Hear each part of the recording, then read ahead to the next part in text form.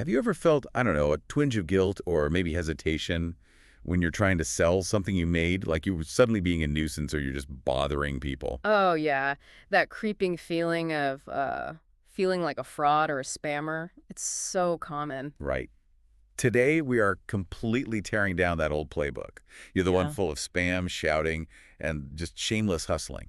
We're looking at why everything you thought you knew about marketing is likely completely wrong, and how true marketing is actually this act of radical generosity. Exactly. It's a total paradigm shift. Yeah, so over the next hour or so, we are doing a deep dive into the opening chapter of Seth Godin's book, This is Marketing. The chapter is called Not Mass, Not Spam, Not Shameful. We're going to unpack exactly why the old era of just interrupting people is dead. Good riddance to it, honestly. Seriously. Right. And we'll see why embracing a deeply empathetic approach to how you share your ideas is the only way forward for anyone trying to build a business, launch a project, or just, make a positive change in the world. It really is a foundational realignment. I mean, we are taking the entire concept of what it actually means to be a marketer, stripping away decades of really bad toxic habits and looking at the absolute core function of sharing value with another human being. Okay, let's unpack this. Oh, Because I think to understand where we need to go, this enlightened, generous version of marketing, we have to take a really hard look at the environment we're currently operating in. And honestly, it is a incredibly noisy environment. it's entirely overwhelming. And the baseline context we have to establish right out of the gate is just how omnipresent marketing is. I mean, from your very first memories as a child to the exact moment right before you hit play on this deep dive, you've been inundated by it. Oh, absolutely. There's this incredibly striking observation in the text. It points out that we actually learn to read from the logos on the side of the road. Wow. Yeah. Right. Marketing is more than a lake or a forest or a mountain range. It's the actual physical and psychological landscape of our modern lives. That image of a kid in the backseat of a car, just sounding out the letters of a fast food billboard before they can even read a picture book, it's so visceral.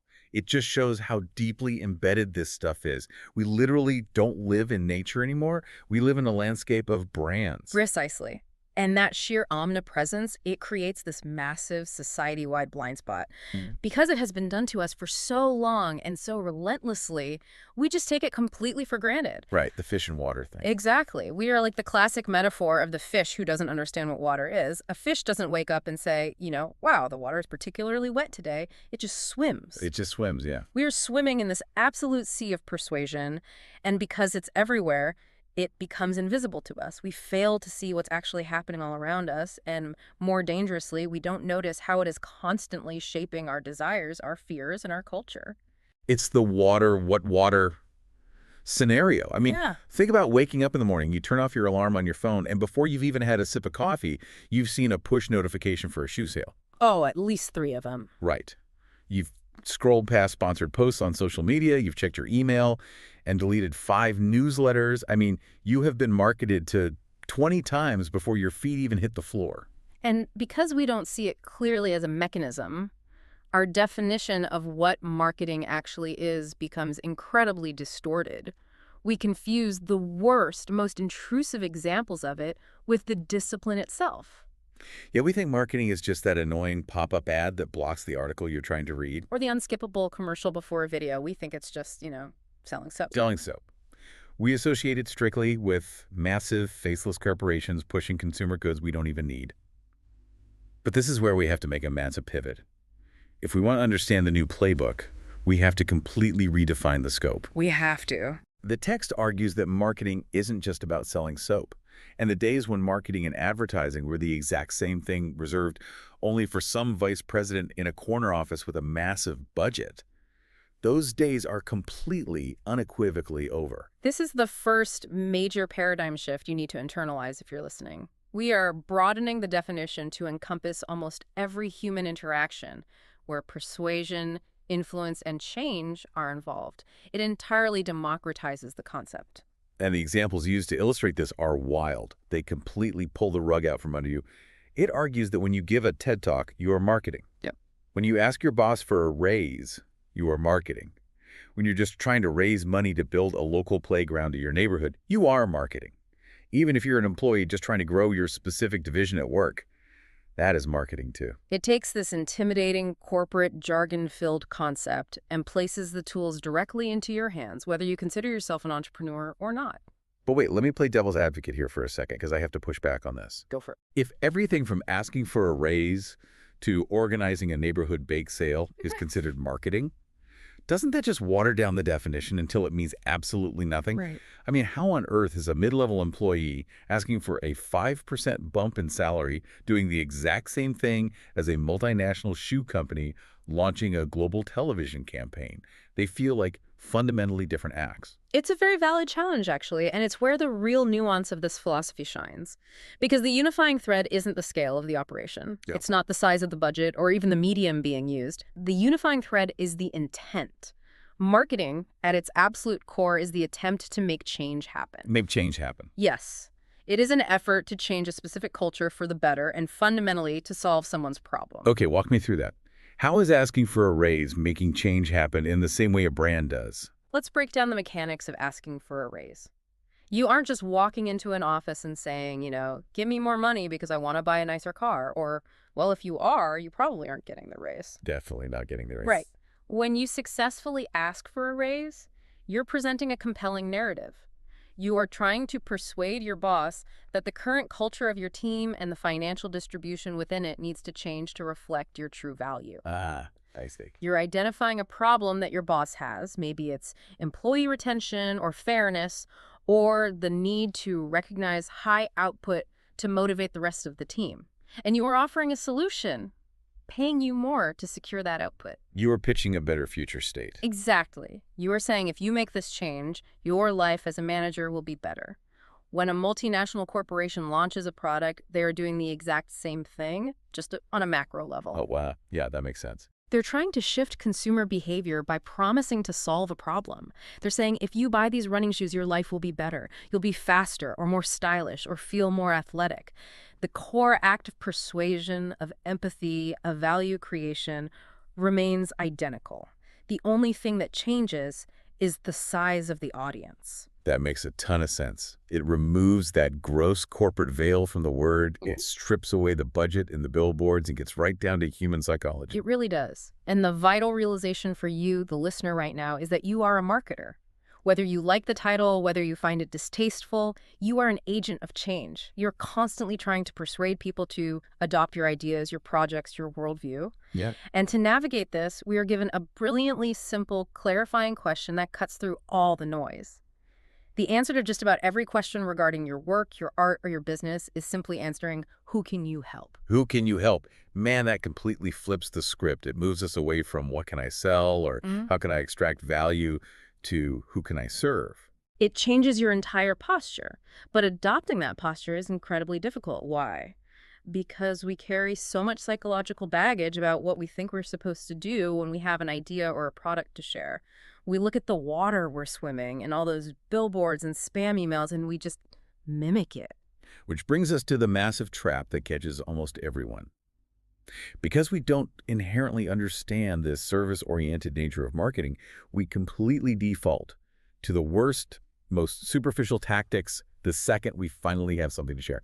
We fall headfirst into the trap of getting the word out. Oh, getting the word out. It is the most common and arguably the most destructive pitfall for any creator, entrepreneur, or leader. That sounds so innocent, though. It does. Right. But think about the emotional journey of creating something. You spend months, maybe years, writing a book, coding an app, or building a small business. You pour your soul into it, and then launch day arrives and, well, panic sets in. The terrifying crickets. Exactly. You look around, you see the noise, and you assume that to survive, you must become part of the noise. There's this observation in the text that is almost painfully accurate.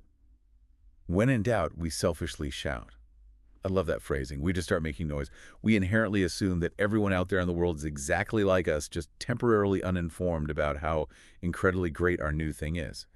So we try to force our message right in front of their faces. We interrupt them. And we employ an entire multi-billion-dollar industry of tactics to facilitate that shouting. When someone asks that perfectly wrong question, how do I get the word out? They immediately turn to the modern traps designed to separate them from their money. Oh, man. The list of these traps. If you've ever tried to launch anything, this is going to sound so familiar. You hire the SEO experts who promise you'll magically appear on the first page of Google if you just keyword stuff your website. Yep. You pay Facebook and an Instagram consultants who claim they have the secret algorithm to interrupt just the right people at just the right time. You bring in PR professionals who promise you flashy articles and mentions in magazines. Or, if you have venture capital backing, you pay the modern-day Don Drapers for beautiful, sexy, incredibly expensive advertisements. And all of this effort, all of this massive expenditure of capital and anxiety is done for one singular purpose: to get the word out, to be loud.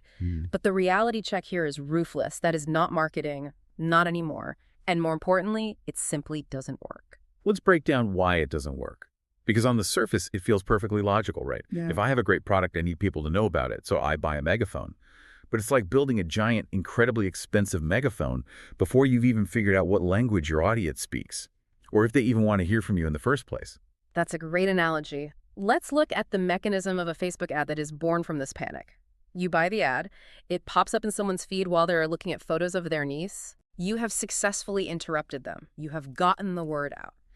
But because you haven't done the deep work of empathy, because you are just selfishly shouting, the user is annoyed. They scroll past. Or worse, they click, realize your product doesn't actually solve their specific, nuanced problem, and they bounce. So you paid for the interruption, but you gained zero trust. You gained zero resonance. Exactly. This raises an important question, though. If getting the word out is mathematically and psychologically failing, why is it still the absolute default setting for 99% of businesses? Because it feels like action. It feels productive.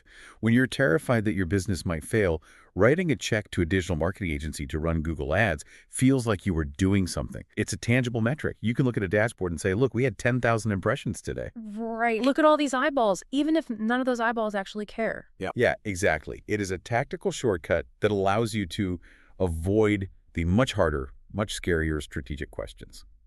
It's way easier to buy an ad than it is to look in the mirror and ask, did I actually build something that people truly need?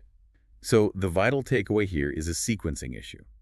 You must stop making getting the word out your first step. Yeah, we aren't saying discovery doesn't matter. Obviously, people need to find your work. But discovery is the last part of the process, not the first. Marketing is important enough to do right, which means doing the heavy lifting of building something worth sharing before you ever worry about who is going to share it. Discovery is a byproduct of resonance. Bingo. If you build a solution that perfectly addresses a specific pain point for a specific group of people, the discovery process begins to take care of itself. Let's say you build a software tool that perfectly solves a massive headache for freelance graphic designers. You don't need a Super Bowl ad. No. If you get it into the hands of 10 freelance designers and it genuinely transforms their workflow, what do? They tell every other freelance designer they know. Because sharing a great tool raises their own status within their community. They become the hero who found the solution. Precisely. They do the marketing for you. That is organic discovery driven by resonance. But if you start with the megaphone and just shout at a million random people, you bypass that entire organic mechanism. You're just adding to the noise pollution. And that constant interruption, that absolute obsession with shouting, has created a deeply toxic culture around business. Which brings us to a really fascinating contrast from the chapter. The shameless hustle versus the shameful hiding. Oh, this part is so crucial. Because the ecosystem is so polluted with bad actors, it actually creates a psychological barrier that prevents good people from doing great work. This is a profound dynamic to understand. Let's look at the psychology of the shameless hustler. This is the person operating with a short-term, profit-maximizing mindset. They don't care about the long-term culture. They only care about the transaction today. So they easily adopt a shameless mindset.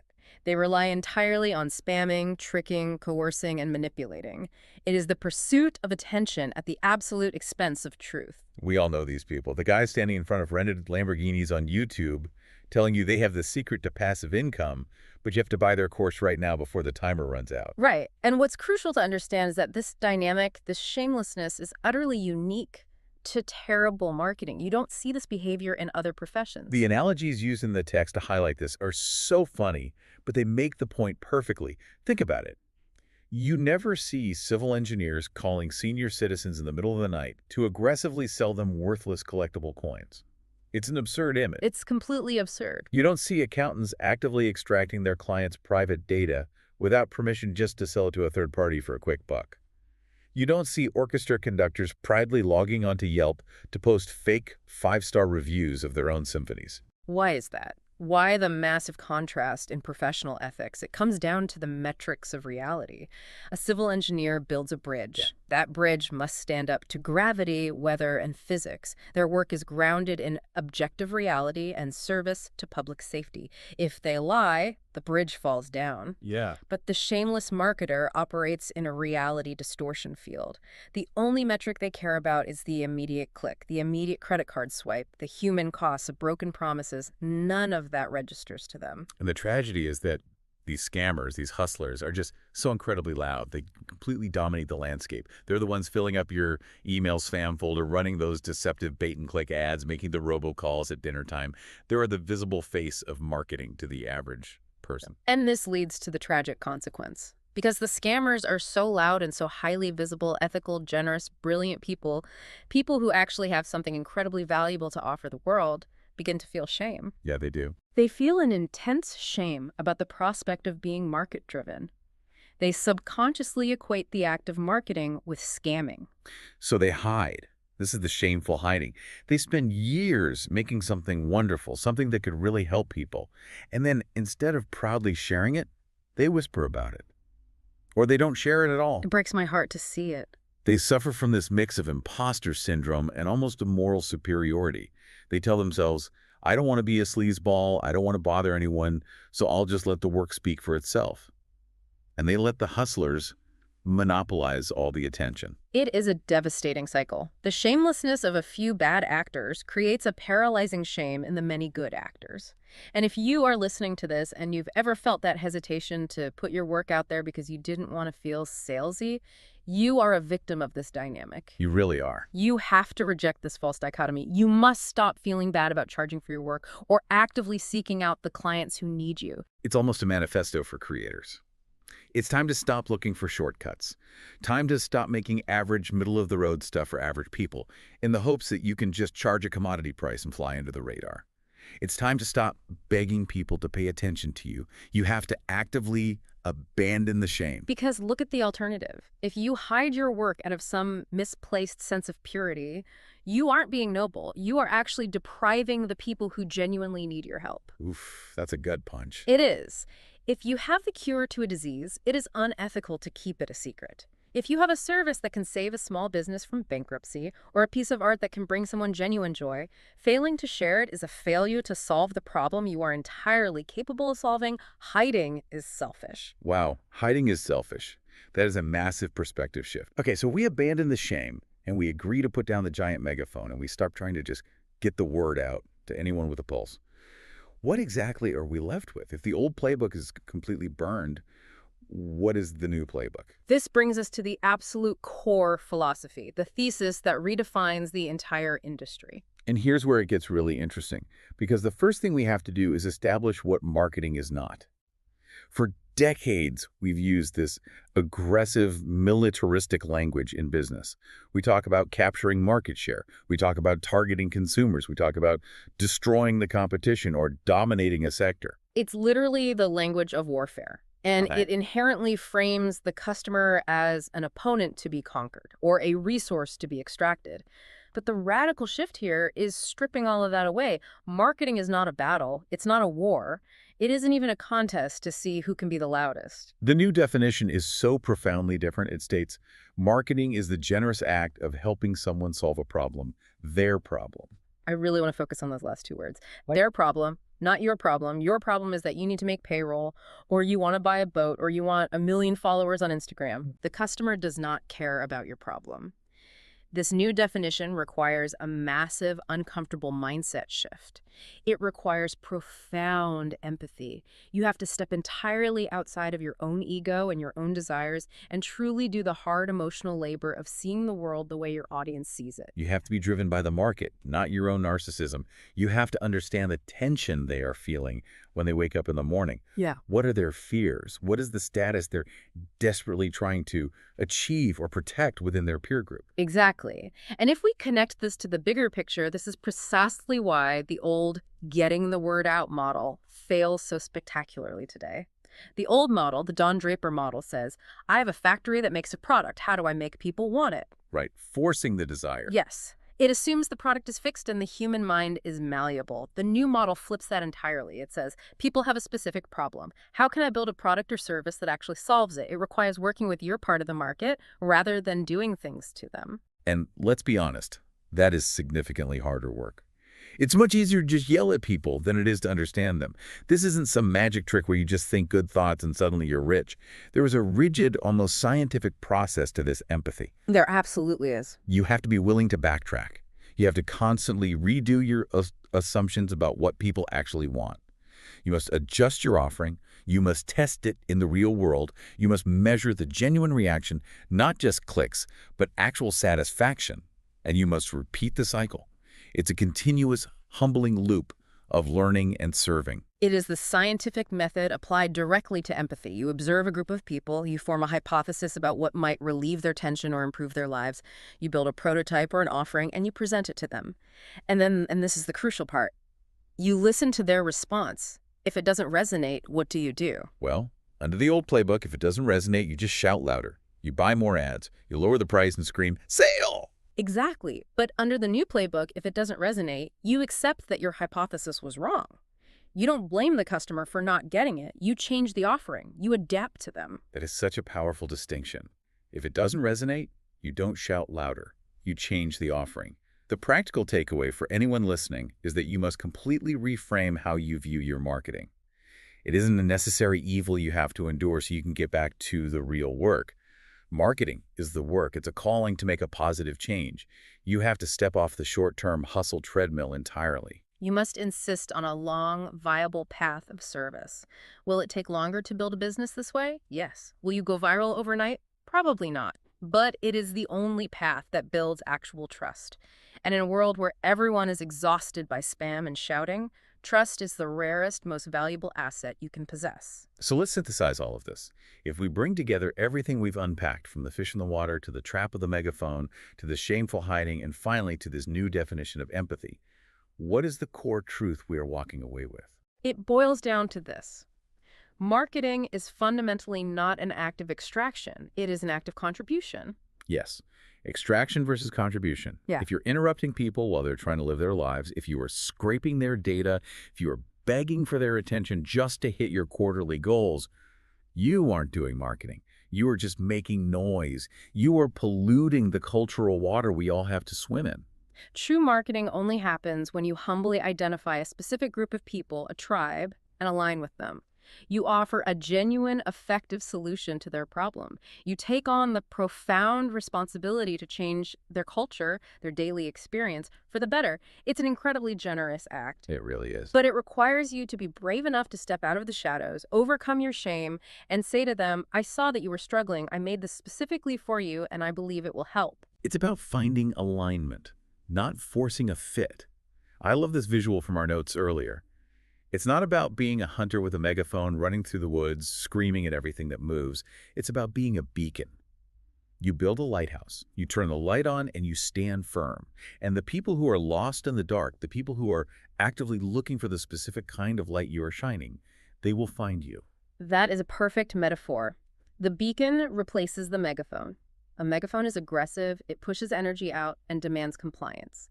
A beacon is attractive, it offers guidance, and invites people in. The beacon replaces the megaphone. That encapsulates this entire psychological shift. But keeping that beacon lit and making sure it's shining the right color for the right people requires us to ask much better, much deeper questions of ourselves before we ever spend a single dime on an advertisement or write a single line of promotional copy. It required an absolute commitment to serving the audience before serving yourself. Which leaves us with a tremendous amount of process. So as you wrap up this deep dive and head back out into your day, I want to leave you with one final provocative thought to mull over. We've established that true marketing is just generously helping someone solve their problem. So ask yourself, what is the real problem your audience is facing? The deep emotional tension they're experiencing that you have been completely ignoring because you are too busy trying to get the word out about your own features and benefits. That is the most crucial question you can ask, because it forces you to stop looking in the mirror and start looking out the window at the people you actually want to serve. Now that we know we need to stop shouting, put down the megaphone, and start solving, we have to learn how to actually recognize those problems. Join us on our next deep dive as we explore the mechanics of true empathy and discover how to observe the people we want to serve when the marketer learns to see. What if the biggest mistake you can make in your business or your project or, your art is simply trying to get the word out? Yeah, that's a deeply uncomfortable thought right there. Right. It really is. I mean, it completely challenges the fundamental premise of basically every business school, curriculum, and startup accelerator out there. Yeah, totally. Because we are culturally conditioned to believe that volume equals success. Just shout louder. And it feels incredibly dismissive Hmm. to anyone who has poured their soul into a creation. Like, wait, I shouldn't tell people about this. Exactly. It feels wrong. But today we're doing a deep dive into Chapter 2 of Seth Godin's book, This is Marketing. The chapter's called The Marketer Learns to See. Right. And we are going to break down why treating your customers as basically a resource to solve your company's problems is actually completely backward. Totally backward. Instead, we'll explore how true marketing has evolved into this really generous act. Like the act of seeing human dreams and designing a very specific change for a very specific group of people. Which is huge. It is. So if you ever felt like you're just begging for attention in a noisy world, this deep dive completely flips the script on how to become a welcomed, indispensable guide for the people you actually want to serve. Yeah, and that's a monumental transition for anyone bringing an idea to the market. I mean, we have to essentially deprogram ourselves here. Deprogram, I like that. Well, because for decades, corporate behavior has been driven by this very industrial, almost militant mindset, Yeah. We need to unlearn the instinct to just buy a louder megaphone. Right. Let's start right there with the origin of that megaphone instinct. Yeah. There's this really vivid snapshot of this from 1983 in the source material. Oh, the Spinnaker software story. Yes. Yeah. So Seth Godin is a young brand manager at this startup called Spinnaker Software. He's got his fresh business degree, and suddenly he is handed millions of dollars in budget. Just massive amounts of cash. Right. And he's being wined and dined by ad reps, taken to fancy lunches, and he possesses this burning, frantic desire to just, get his product in front of eyeballs. Which is what you do when you have millions of dollars in a new product. Exactly. He and his team built something they believed was amazing, and his entire worldview was basically, the world needs to know this exists, and I have the cash to make them look. And, I mean, we have to give him credit here. In 1983, that was absolutely the correct playbook. Was it? Oh, yeah. That was the tail end of the whole Don Draper, David Ogilvy golden age of advertising. Okay, right. Mad Men style. Exactly. The entire ecosystem was built on trading capital for attention. I mean, think about it. Back then, there were 3 major television networks. Well, yeah. Only 3. There were a handful of major magazines. Attention was basically a captive audience. Right. You couldn't scroll past it. Exactly. So you bought a full-page spread or 30 seconds of primetime air, and you just interrupted people. You literally bought their eyeballs. The math was pretty simple then. Brutally simple. If you shouted loudly enough to a wide enough demographic, a predictable percentage would eventually just buy the thing. So it's like the ultimate brute force approach, just blanket the earth. Yes, blanket the earth. But the trap we fall into today is believing that because the tools have changed, our philosophy has changed. Oh, right. We think we're smarter now. We think we're much more sophisticated. Yeah. But it hasn't changed at all. We just digitized the brute force. Give me an example of that. Like, what does digital brute force look like? Well, instead of buying a spot on network television, a founder today will hire an SEO specialist who promises to, game the Google algorithm so they rank first. Right. Or they'll hire social media consultants to hyper-target demographics and interrupt them mid-scroll on their feeds. Plop it up in their videos. Exactly. Or they'll retain these wildly expensive PR firms to land a quote in a major publication. Mm-hmm. And the dashboard looks incredibly sophisticated. Right? Oh, yeah. You've got click-through rates, conversion funnels, heat maps. Right, all the fancy metrics. But the underlying psychological mechanism is identical to 1983. It's still, how do I interrupt you, stop what you're doing, and force you to look at me? Okay, I need to challenge this, though, because I'm putting myself in the shoes of, like, an everyday entrepreneur listening to this. Okay, let's do it. Let's say I just spent 2 agonizing years in my garage engineering a revolutionary new coffee maker. A coffee maker. Love it. Right, and I'm obsessed. I've taken out a second mortgage. I've lost sleep. I finally finish it, and it makes, honestly, the best cup of coffee on earth. Okay. My immediate visceral reaction is going to be, I need a megaphone. I need Facebook ads. I need a viral video. I need people to know I exist. Sure. So why is the megaphone the wrong tool? If the product is genuinely superior, isn't getting the word out my primary obligation? It feels like an obligation because you are experiencing immense pressure. Oh, totally. The second mortgage is breathing down my neck. Right. But here is the harsh reality of that specific scenario. By reaching for the megaphone, you are fundamentally using consumers to solve your problem. Wait, using consumers to solve my problem? I'm trying to give them great coffee. You want to give them great coffee. Sure, that's the nice story you tell yourself. Oh.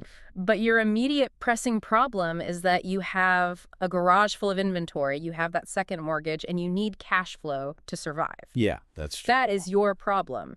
Your strategy, whether you admit it or not, is to find random people and extract their money to alleviate your financial anxiety. Wow.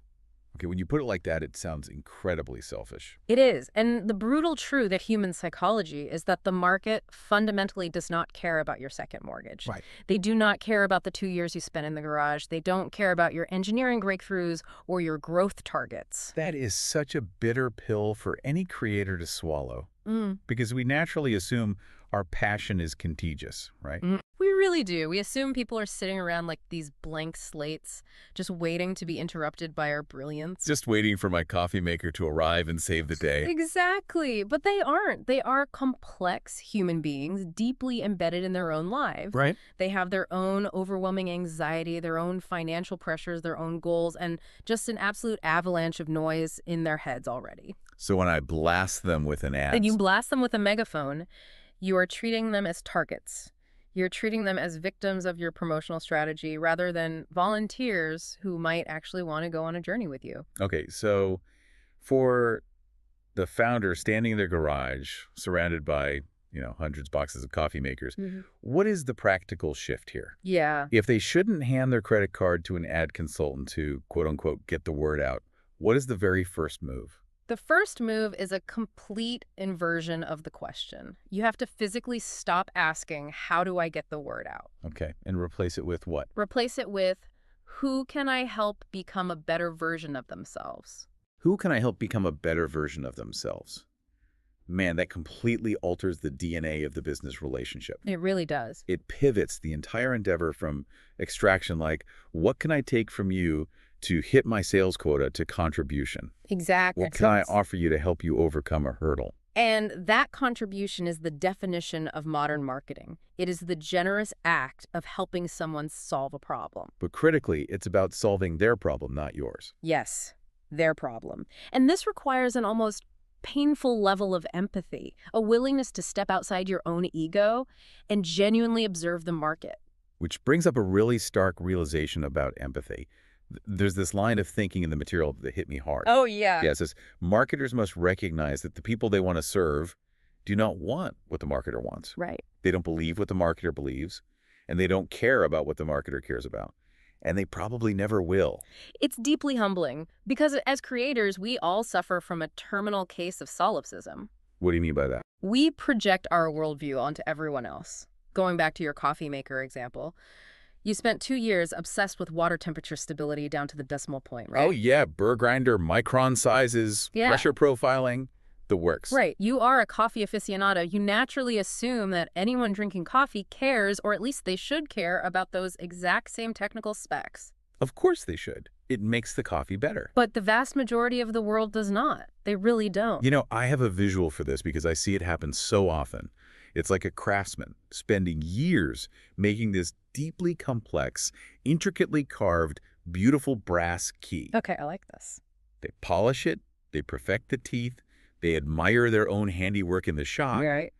and then once it's completely finished, they run out into the neighborhood, sweating and panicked, frantically trying to jam this beautiful key into every single door in the street. Just praying they find a lock that it happens to turn. Exactly. Yes. Running from door to door, forcing a pre-made key. That is the absolute perfect embodiment of getting the word out. It sounds so desperate when you say it like that. Because it is. It's exhausting, it's invasive, and honestly, it has a terrible success rate. But the alternative, true empathy, Yeah. means you have to study the lock first. Yes. Empathy is walking up to the door before you've built anything at all. Looking closely at the tumblers, understanding the friction of the mechanism, Study it. right, and then walking back to your workshop to forge a key that fits that specific lock perfectly. Exactly. But honestly, why is that so hard for us? Why do we default to carving the key first every single time?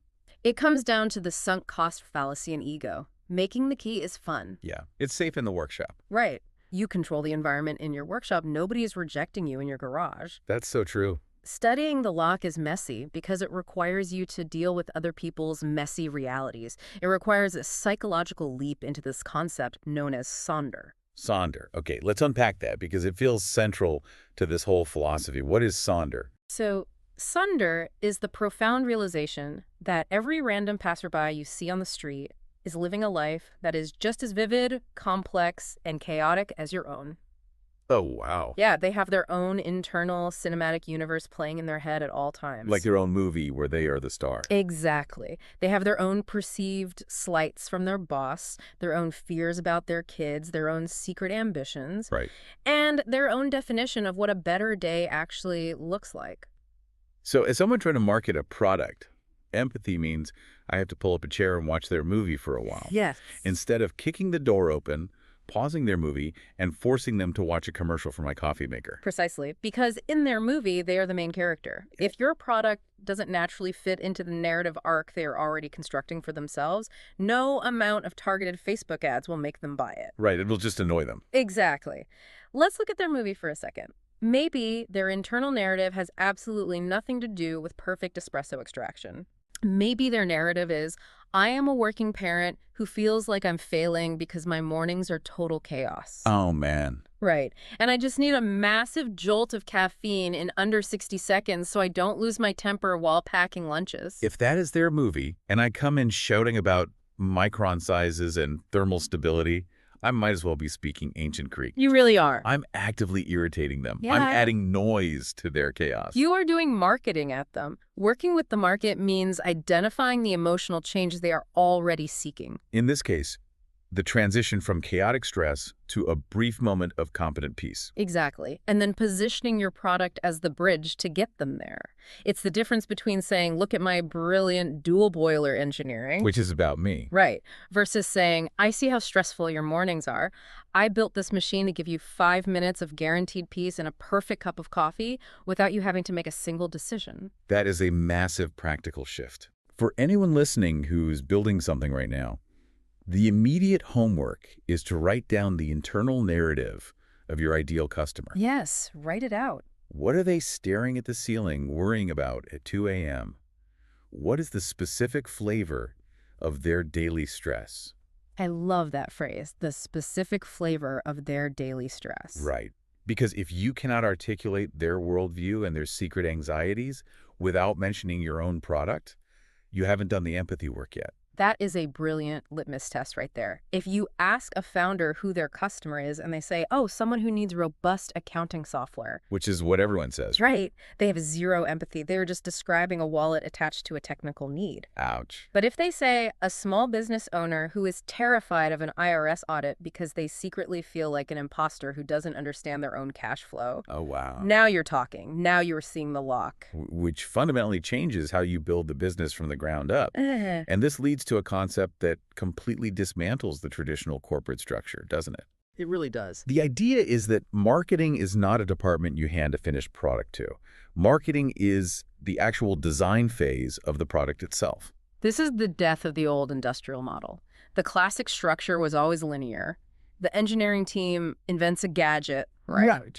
The finance team figures out the margins, and then they literally toss it over the cubicle wall to the marketing department. Good luck, guys. Yeah. They say, all right, you have a budget of 50 grand. Yeah. Go find a way to sell this to people. Go find some doors for this key we just spent millions developing. Yes, and it's incredibly inefficient. The modern approach weaves the marketing narrative into the very first blueprint. So marketing is happening before the product even exists. Exactly. The process begins with inventing a thing actually worth making. If the product doesn't solve a deeply felt problem for a specific group of people, all the clever copywriting and viral TikTok dances in the world will not save it. So the product itself has to be the The marketing. product is the marketing. Okay, but then the framework introduces a step that causes, visceral panic for a lot of entrepreneurs. Oh, I know what you're going to say. The mandate is to design and build this product in a way that a few people will particularly benefit from and care about. Yes. The few, I have to push back hard here on behalf of anyone who has ever pitched a startup. go for it. If I walk into a room of venture capitalists or angel investors and say, I have designed this product to appeal to a very small, select few people, Right. I'm going to get laughed out of the room. You probably will. They want to see a massive total addressable market, a TAM in the billions. Why on earth would I intentionally shrink my audience? Because chasing a massive TAM on day one is a trap. It is a trap that leads directly to mediocrity. Really? This is the concept of the smallest viable market, and it is arguably the most counterintuitive strategy in modern business. Smallest viable. Usually it's minimum viable product, right? Yeah. The smallest viable market. Exactly. When you try to make something for everyone, you are designing for the center of the bell curve. And the center of the bell curve is just average. It's the literal definition of average. Think about it. To make a product that won't offend the busy parent and satisfies the coffee snob and fits the budget of the college student and works in a corporate break room, You have to make a million compromises. you have to compromise on every single feature. You sand off all the interesting edges, the product becomes bland, the story becomes generic, You just become a commodity. you become a commodity. And in a digital age where consumers have infinite choices one click away, nobody crosses the street to buy something average. That makes a lot of sense. If you're average, you have to compete purely on price. Right. And that's just a race to the bottom until you go out of business. Exactly. But let's look at the alternative, the smallest viable market. What if you deliberately focus on a tiny, incredibly specific group of people? Okay? What if you build that coffee maker exclusively for people who live in tiny studio apartments, value extreme minimalist aesthetics, and only drink light roast single origin beans? Okay, you're shrinking the market down to a microscopic fraction at that point. Yes, but by focusing on that tiny group, you are forced to understand them intimately. You can build a machine that is so perfectly tailored to their weird, specific niche desires that they don't just like it. Right. They view it as a miracle. They feel like you read their diary. I see. So instead of trying to convince 10,000 people to sort of tolerate your product, you are trying to find 100 people who will riot in the streets if you ever take it away from them. That is the exact dynamic. And here is how it survives contact with real-world capitalism for all those VCs you were worried about. Yeah. How does this make money? Those 100 people who view your product as a miracle, they become your evangelists. Ooh. Because your product fits their internal movie so perfectly, it becomes part of their identity. Right, they show it off. They brag about it, they force their friends to try it, they make videos about it online without you even asking.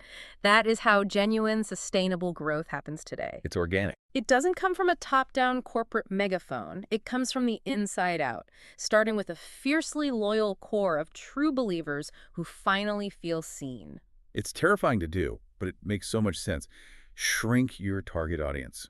Keep shrinking it. When you think it's narrow enough, shrink it again. Keep going. Keep going until your offering becomes absolutely essential and irreplaceable for that specific group. Be the absolute best in the world for a micro community, rather than mediocre for the masses. And once you've defined that tiny group, you have to understand the invisible forces that actually drive their buying decisions. Okay, what are those forces? Well, this brings us to the twin engines of human behavior, according to the text: status and the scarcity of attention. Let's spend some time on this because rethinking status completely blew my mind. It's a game changer. Usually when we hear the word status, we think of glaring wealth. We think of a billionaire buying a mega yacht or someone flashing a diamond-encrusted Rolex. Right, Robin Leach stuff. Yeah, or a teenager buying a $500 Supreme t-shirt. Yeah. Feels incredibly superficial and ego-driven. That's the colloquial understanding of it, sure, but it's a very limited view. Status isn't just about luxury or wealth. It is a fundamental survival mechanism wired into our evolution. Survival mechanism. Yeah. Status is our self-perceived understanding of our role in any given interaction. It's about our position within our tribe. Okay. Subconsciously, we're constantly asking, are we safe? Are we respected? Are we falling behind? So it's not just the desire to dominate others, it's also the desire to simply belong. Precisely. Status is often divided into two drives: dominance and affiliation. Added. Dominance is the desire to be the alpha, to be clearly better than the rest, but affiliation is the desire to fit in perfectly, to be accepted by the group, to not be the outcast. Both are incredibly powerful status plays. I always looked at sneaker culture among teenagers as just pure consumerism. But if you frame it as a status survival tactic, it totally changes. Think about a high school freshman agonizing over which shoes to wear on the first day of school. Oh, the pressure. Right. They aren't reading orthopedic reviews to find the best arch support. Definitely not. They are paralyzed by an internal status question. If I wear these shoes, do I look like I belong with the group I want to be in? Right. Does this signal to the right people that I am safe to associate with? Or do I risk being ostracized and bullied? That teenager is making a high-stakes calculation about their social survival. The shoes are just the vehicle for the status. Wow. And what's fascinating is that we don't outgrow this. It just takes different forms in adulthood. Give me a professional example. Let's look at a B2B example, which people often assume is purely rational and data-driven. Right, business to business is supposed to be all logic. Supposed to be. Imagine a middle manager, let's call her Sarah. Sarah needs to pitch a new enterprise software solution to her vice president.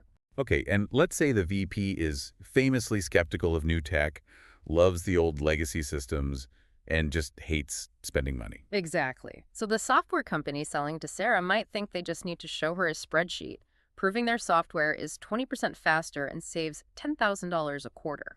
Just give her the logic. Right.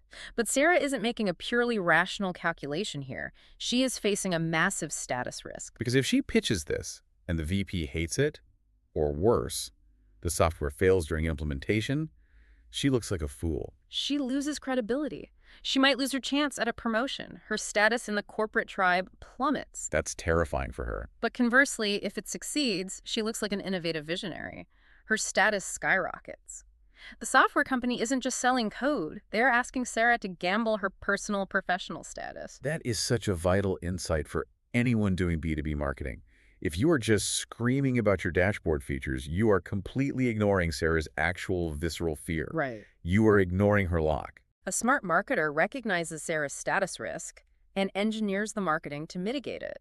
They don't just sell software, they sell safety. Oh, I like that. Sell safety. They might say, hey, we provide you with a comprehensive, bulletproof slide deck to present to your VP, complete with case studies from competitors so you look incredibly prepared and strategic. So they are marketing directly to her desire to elevate her status and avoid looking foolish. Yes. And this ties directly into the other half of this equation, the scarcity of attention. Because Sarah doesn't have the time or the cognitive bandwidth to evaluate 50 different software vendors, her attention is completely fractured. None of us have the bandwidth. We are bombarded by thousands of commercial messages a day. Right, it's overwhelming. To survive this cognitive overload, our brains use heuristics, mental shortcuts, and status is the ultimate shortcut. How so? When you look at a product or a pitch, our brain subconsciously asks, does this thing help me achieve the status I want or protect the status I currently have? If the answer isn't immediately, intuitively yes, we tune it out. We don't even process it. It just becomes more background noise. So the actionable takeaway for you listening right now is to perform a status audit on whatever it is you are putting out into the world. Yes, audit it. Look at your website copy, your sales pitch, your packaging. Are you just listing logical features? Like, our accounting firm is highly accurate and uses the latest software. Which is boring. Boring and ignorable. Or are you speaking to the hidden status anxieties of your client? Like, we make you the most financially unshakable, confident leader in your industry, so you never have to sweat a board meeting again. Huge difference. You have to make it explicitly clear how you are protecting or elevating them. Which brings us to the final major shift required to truly see the market.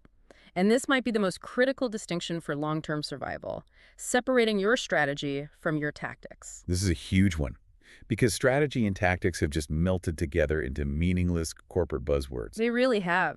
People use them interchangeably in every meeting. Oh, our strategy is social media. No, your tactic is social media. But the difference is profound. Very. The premise here is your tactics can make a difference, but your strategy can change everything. How do we actually pull these two concepts apart in the real world? It's easier if we look at their lifespan. Lifespans, okay. Tactics are short-term. Yeah. They are the specific, actionable tools you use on any given Tuesday to execute a task. Right. They are the algorithms you are trying to hack, the specific social media platforms you post on, the subject line of your email newsletter, or, jumping on a trending audio clip on TikTok. So they are fleeting Tactics are inherently temporary and highly volatile. because they rely on platforms you don't control. Yeah. I'm thinking back to a few years ago when Facebook abruptly announced that their algorithm was going to heavily favor video content over written articles. Oh, yeah, the famous pivot to video. What a disaster. Right. Entire digital media companies, publishers who had built massive audiences through written articles, panicked. They completely flipped out. They fired their writers, they hired video producers, and they completely changed their output just to please the Facebook algorithm. Just chasing the tactic. And then a year or two later, the algorithm shifted again. The video metrics turned out to be flawed, and those companies were decimated. They vanished overnight. That is the perfect cautionary tale. Those media companies confused a tactic, which was gaming the Facebook newsfeed, with a strategy. So what is a strategy then? A strategy is not a tool. A strategy is a long-term beacon. It is your foundational commitment to a way of being. Okay. It is the core promise you are making to your audience about the change you want to help them achieve. So the strategy is the destination you are promising to take the customer to, and the tactic is just the rental car you happen to be driving today to get there. Exactly. That's a great way to put it.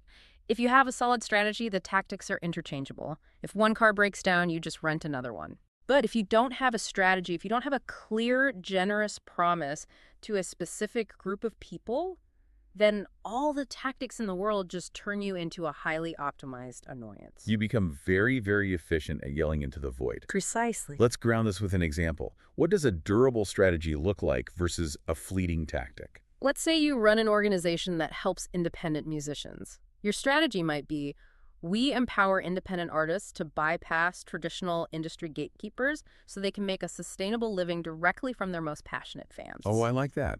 That is a powerful, clear, emotional strategy. It's a promise of a specific change. Right. Okay, so how do the tactics serve that over time? Well, 15 years ago, the tactic to execute that strategy might have been teaching musicians how to set up a MySpace page and burn CDs. Wow, throwback. Right. 10 years ago, the tactic shifted to building an email list and launching a Kickstarter. Okay. 5 years ago, it was setting up a Patreon.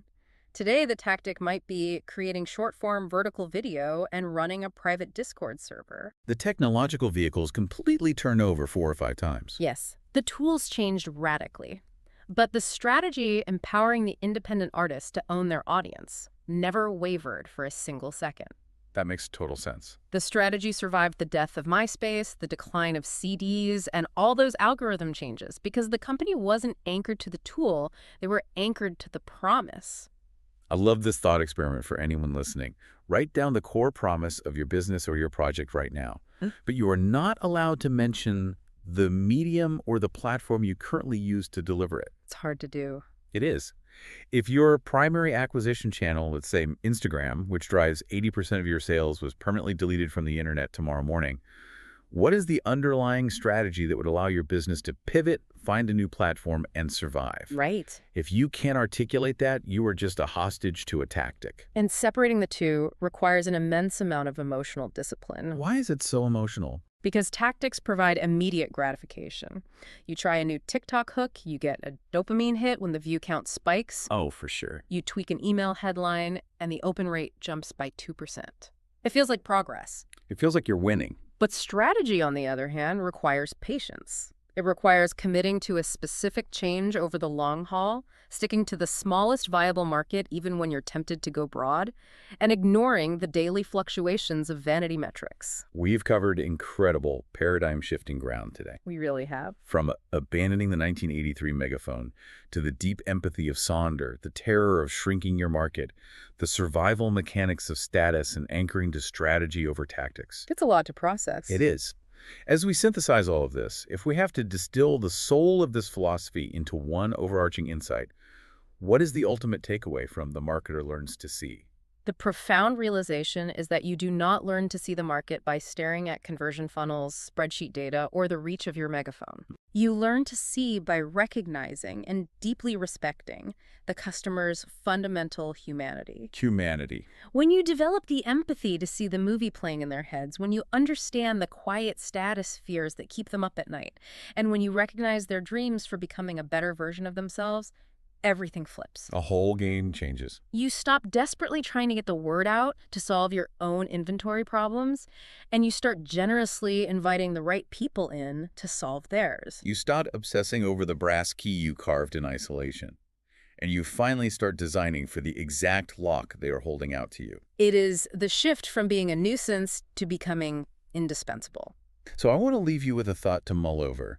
Think about the last thing you bought, a product, a course, a service that you truly deeply loved, something that made you feel a sense of relief or joy or made you feel incredibly capable. Yeah, think about that feeling. Did the company behind it interrupt you with a selfish megaphone, yelling at you to look at them?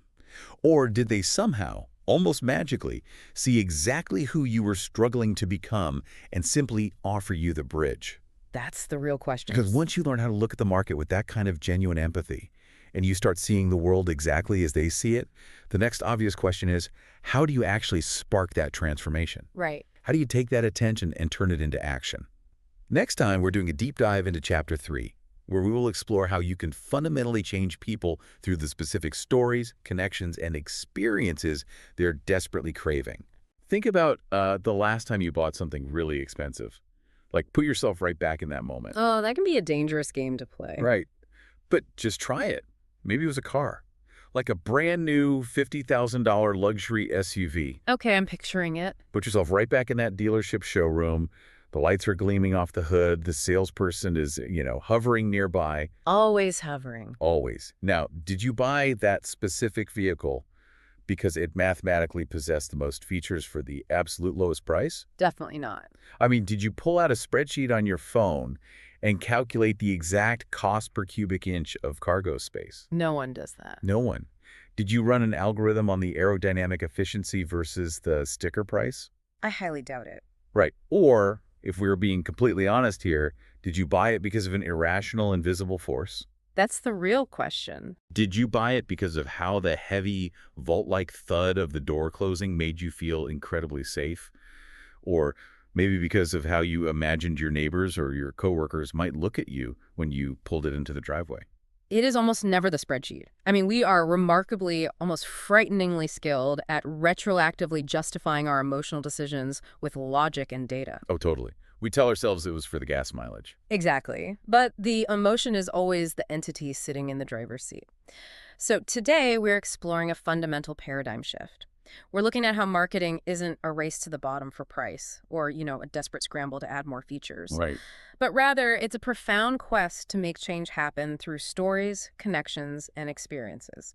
For anyone out there listening who is interested in business, entrepreneurship, or even simply understanding the hidden levers of human behavior, this matters deeply. It really does. Because if you don't understand the internal, unspoken narrative of the people you are seeking to serve, your absolute best ideas, your most innovative products, well, they will simply be ignored. Okay, let's unpack this. Because if you are tuning into this deep dive right now, and you've ever felt that crushing frustration that your truly great idea, your objectively superior product, just isn't catching on, you need to hear this. Yeah, it's a tough spot to be in. It is. We are pulling apart the core concepts of Chapter 3 from Seth Godin's This is Marketing. And honestly, it completely flips the script on how we try to persuade people. We live in a business culture that is just pathologically obsessed with the features of what we make. Oh, 100%. But people, the actual humans buying these things, they only care about the story and the feeling.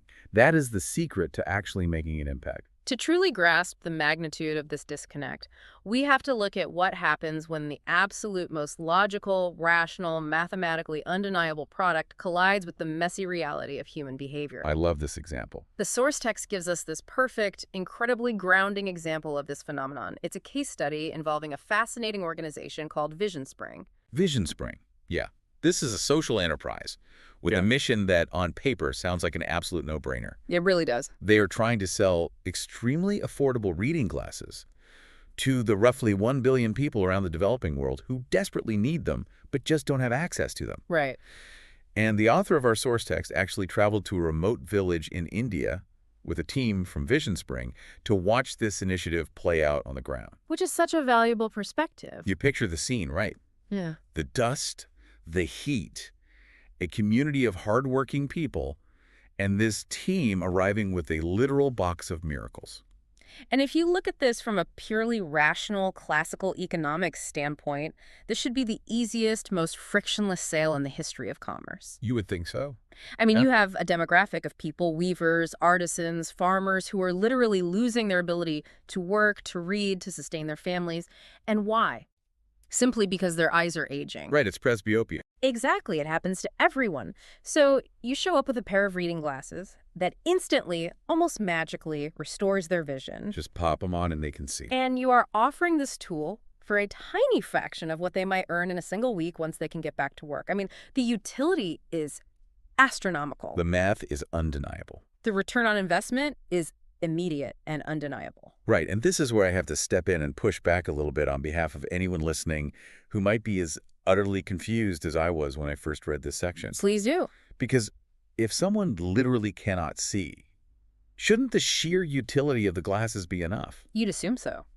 I mean, why does a narrative or a story even matter when the physical need is so blindingly obvious? It's a great question. If I'm a marketer or an entrepreneur, and I have the undeniable scientific cure to your exact problem, why do I have to dress it up in some psychological narrative? Doesn't the product just sell itself at that point? It is a highly logical question, and honestly, it's the exact trap that thousands of well-meaning businesses fall into every single day. Really? Oh, absolutely.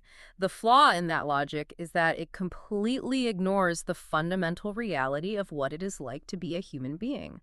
What the author realized on that dusty road in India is that every single person has a narrative. A narrative. Yes, they have a continuous running story in their head that they use to navigate and make sense of the world around them. So what does that actually look like for the villager in this scenario? Well, for the villager, they have a deeply ingrained narrative about what it actually means to lose their sight. Maybe their internal narrative is that failing eyesight is a natural, dignified, inevitable part of aging. Oh, I see. Like a rite of passage almost. Exactly. Maybe it is a sign from the universe or from their culture that it is finally time to stop working, to step back, and to rely on their children for support. Or, entirely differently, maybe their narrative is that buying a weird plastic contraption from a fast-talking stranger who just rolled into the village well, that's a very quick way to get scammed. And look like a fool in front of their neighbors. Precisely. Oh, that makes so much sense. Yeah. So the glasses aren't just a physical piece of curved glass and plastic to them. They represent a massive, potentially threatening shift in their entire worldview. That is the crux of the issue. Now contrast that with the marketer from the West who arrives in that village. They come in with their clipboards and spreadsheets. They arrive with a completely different, highly formalized narrative. Mm-hmm. The marketer's story is something like, I have identified a biological deficit. I have brought an efficient technological solution. Let us execute a rapid transaction to maximize economic efficiency and improve your GDP. Very clinical, very dry. Very. But what we absolutely must understand is that the marketer's narrative is not inherently better or more universally true than the villager's narrative. It's just different. It is just a different story, born from a different culture. And as the text heavily emphasizes, it is profoundly arrogant to insist that your customer must abandon their lifelong, deeply held narrative and instantly adopt your clinical transactional one. Just because you have a product you want to sell them. Right. Arrogant. That is a heavy word to throw at a well-meaning charity worker or a passionate entrepreneur, but it actually fits perfectly. It really does. You can't just bulldoze someone's reality. It makes me think of an analogy. It's like trying to feed a toddler a plate of steamed broccoli. Okay, walk me through that. Okay, so you can sit there at the kitchen table and explain the nutritional value, right? Yeah. You can talk about the vitamin K, the fiber content, the sheer biological utility of the broccoli all day long. You can show them the peer-reviewed studies. Exactly. You can show the toddler a chart of human digestion. But to the toddler, their internal narrative is incredibly simple. Their narrative is, this is a weird, bitter, gross green thing that I do not want in my mouth. And no amount of data will change that. None. So unless you change the narrative, unless you fly the broccoli in like an airplane or turn them into little trees for a hungry giant dinosaur, they are not going to eat it. That's a brilliant way to look at it. You haven't changed the product. The broccoli is exactly the same. You've just changed the story to match the specific audience you are trying to serve. The utility is identical, but the enrollment is entirely different. That is a fantastic way to frame it. Making things better, actually causing positive change in the market, requires caring enough to actually imagine the story they need to hear. Caring enough. I like that. And to do that, the text introduces this incredibly beautiful, almost philosophical concept called sonder. Yes. Sonder. I had never heard this word before reading the source material, but it immediately struck a chord with me. It's a powerful word. Sonder is defined as the profound realization that every random passerby you see has an internal life that is as rich, as conflicted, as complex, and as noisy as your own. Oh, that's deep. Think about being stuck in gridlock traffic. You look over at the car idling next to you. The driver gripping the steering wheel, well, they might be going through the most devastating divorce of their life. Or they might have just found out they were going to be a parent. Or they might be desperately worried about paying rent. They are the absolute main character of their own movie. Everyone is the star of their own show. Everyone thinks they're right. Everyone has fears, hidden desires, and a long, complicated history. And as marketers or business owners or creators, we usually treat those people in the other cars as extras. Just background characters. Yeah, we treat them as data points. Yeah. We assume they are just blank slates waiting to be amazed by our new software feature or our new shoe design. We assume our product is the most important thing in their world, when in reality, it doesn't even register as a footnote in their internal monologue. A footnote. That's so true. That is the true synthesis of this Vision Spring realization. We need to be generous enough to share a story that aligns with their internal noise, so they can take an action that they are proud of. Notice the phrasing there. Yeah. Not an action we are proud of, like making a sale or hitting a quarterly target, but an action they're proud of. Exactly. If the villager in India is going to buy those glasses, they need the narrative to make them feel like a wise, capable provider making a smart, modern choice for their family's future. Right. Not like a foolish victim being sold a strange gadget by an arrogant outsider. Precisely. So the obvious question becomes, how do we actually do that? The million-dollar question. Right. How do we stop yelling about the vitamins in the broccoli and actually uncover their internal narratives? I mean, we can't read minds. You don't have to read minds, but you do have to read behavior. And you have to listen with radical empathy. Radical empathy. You uncover their narrative by looking at what else they buy. You read the obscure forums they frequent. You analyze the exact language they use when they complain about your competitors. Oh, the complaint language is a goldmine. It really is. If you are selling software to accountants and they constantly use words like drowning, panicked, and overwhelmed on message boards, well, their narrative isn't about wanting faster processing speeds. No, it's not about the tech at all. Their narrative is about survival. It's about the fear of making a catastrophic mistake. You find the narrative by paying attention to the emotion behind their actions, not just the actions themselves. So, to the listener out there right now, building a brand or launching a project, the practical takeaway here is a serious gut check. It really is. Are you arrogantly forcing your clinical, feature-heavy narrative onto your audience? Are you just reciting specs? Or are you empathetic enough to understand the story they're already telling themselves and generous enough to build a bridge to it? And once we accept this, once we realize that even a life-changing, vision-restoring medical tool requires a carefully crafted narrative to be adopted, it completely shatters our long-held illusion of the rational consumer. It shatters it completely. Which brings us perfectly back to the scenario you painted in the opening hook about the luxury SUV. Right, the $50,000 spreadsheet. Because if buying a pair of reading glasses that you physically need to survive and feed your family isn't a purely rational transaction, then buying a $50,000 piece of depreciating metal certainly isn't. It scales perfectly. Think about it. If a massive, life-altering financial commitment, like a $50,000 vehicle, is driven almost entirely by irrational forces, what chance does a $2 stick of gum have of being a purely rational purchase? Not at all. What chance does a bottle of perfume have? Or a B2B enterprise software subscription? Zero. Absolutely none. Human beings do not make decisions on a spreadsheet. This is the part that blows my mind when I look at the broader business landscape.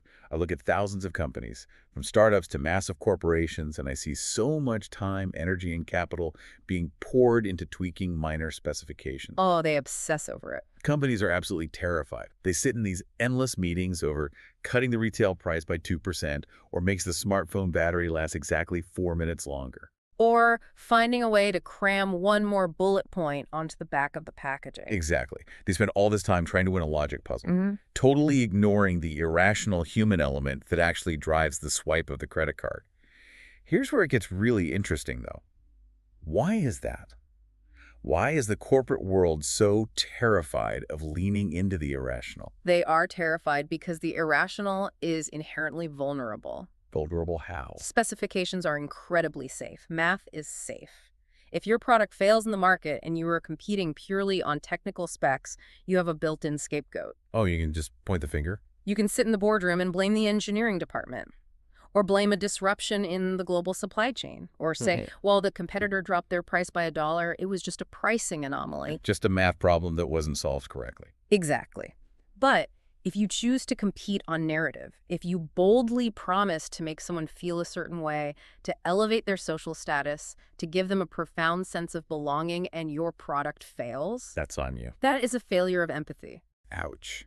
That hurts a lot more than a math error. It means you didn't actually understand your customer. It means you looked at them and you guessed wrong about what was in their heart. That is deeply uncomfortable for a lot of data-driven business leaders. Yeah, that requires emotional intelligence, not just analytical intelligence. It's so much easier to hide behind a spreadsheet and say, but our battery is bigger. It is easier, but as you're saying, it is a losing strategy. Marketing is not a race to add more features for less money. No, it is a quest to make change on behalf of those we serve by understanding those irrational forces.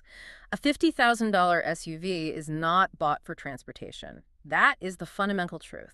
Right, if you just want transportation, you buy something else. A used, reliable, $5,000 sedan provides transportation from point A to point B. So what is the SUV bought for? The SUV is bought for the visceral feeling of dominance when looking down at other cars on the road. It is bought for the feeling of impregnable safety for one's children.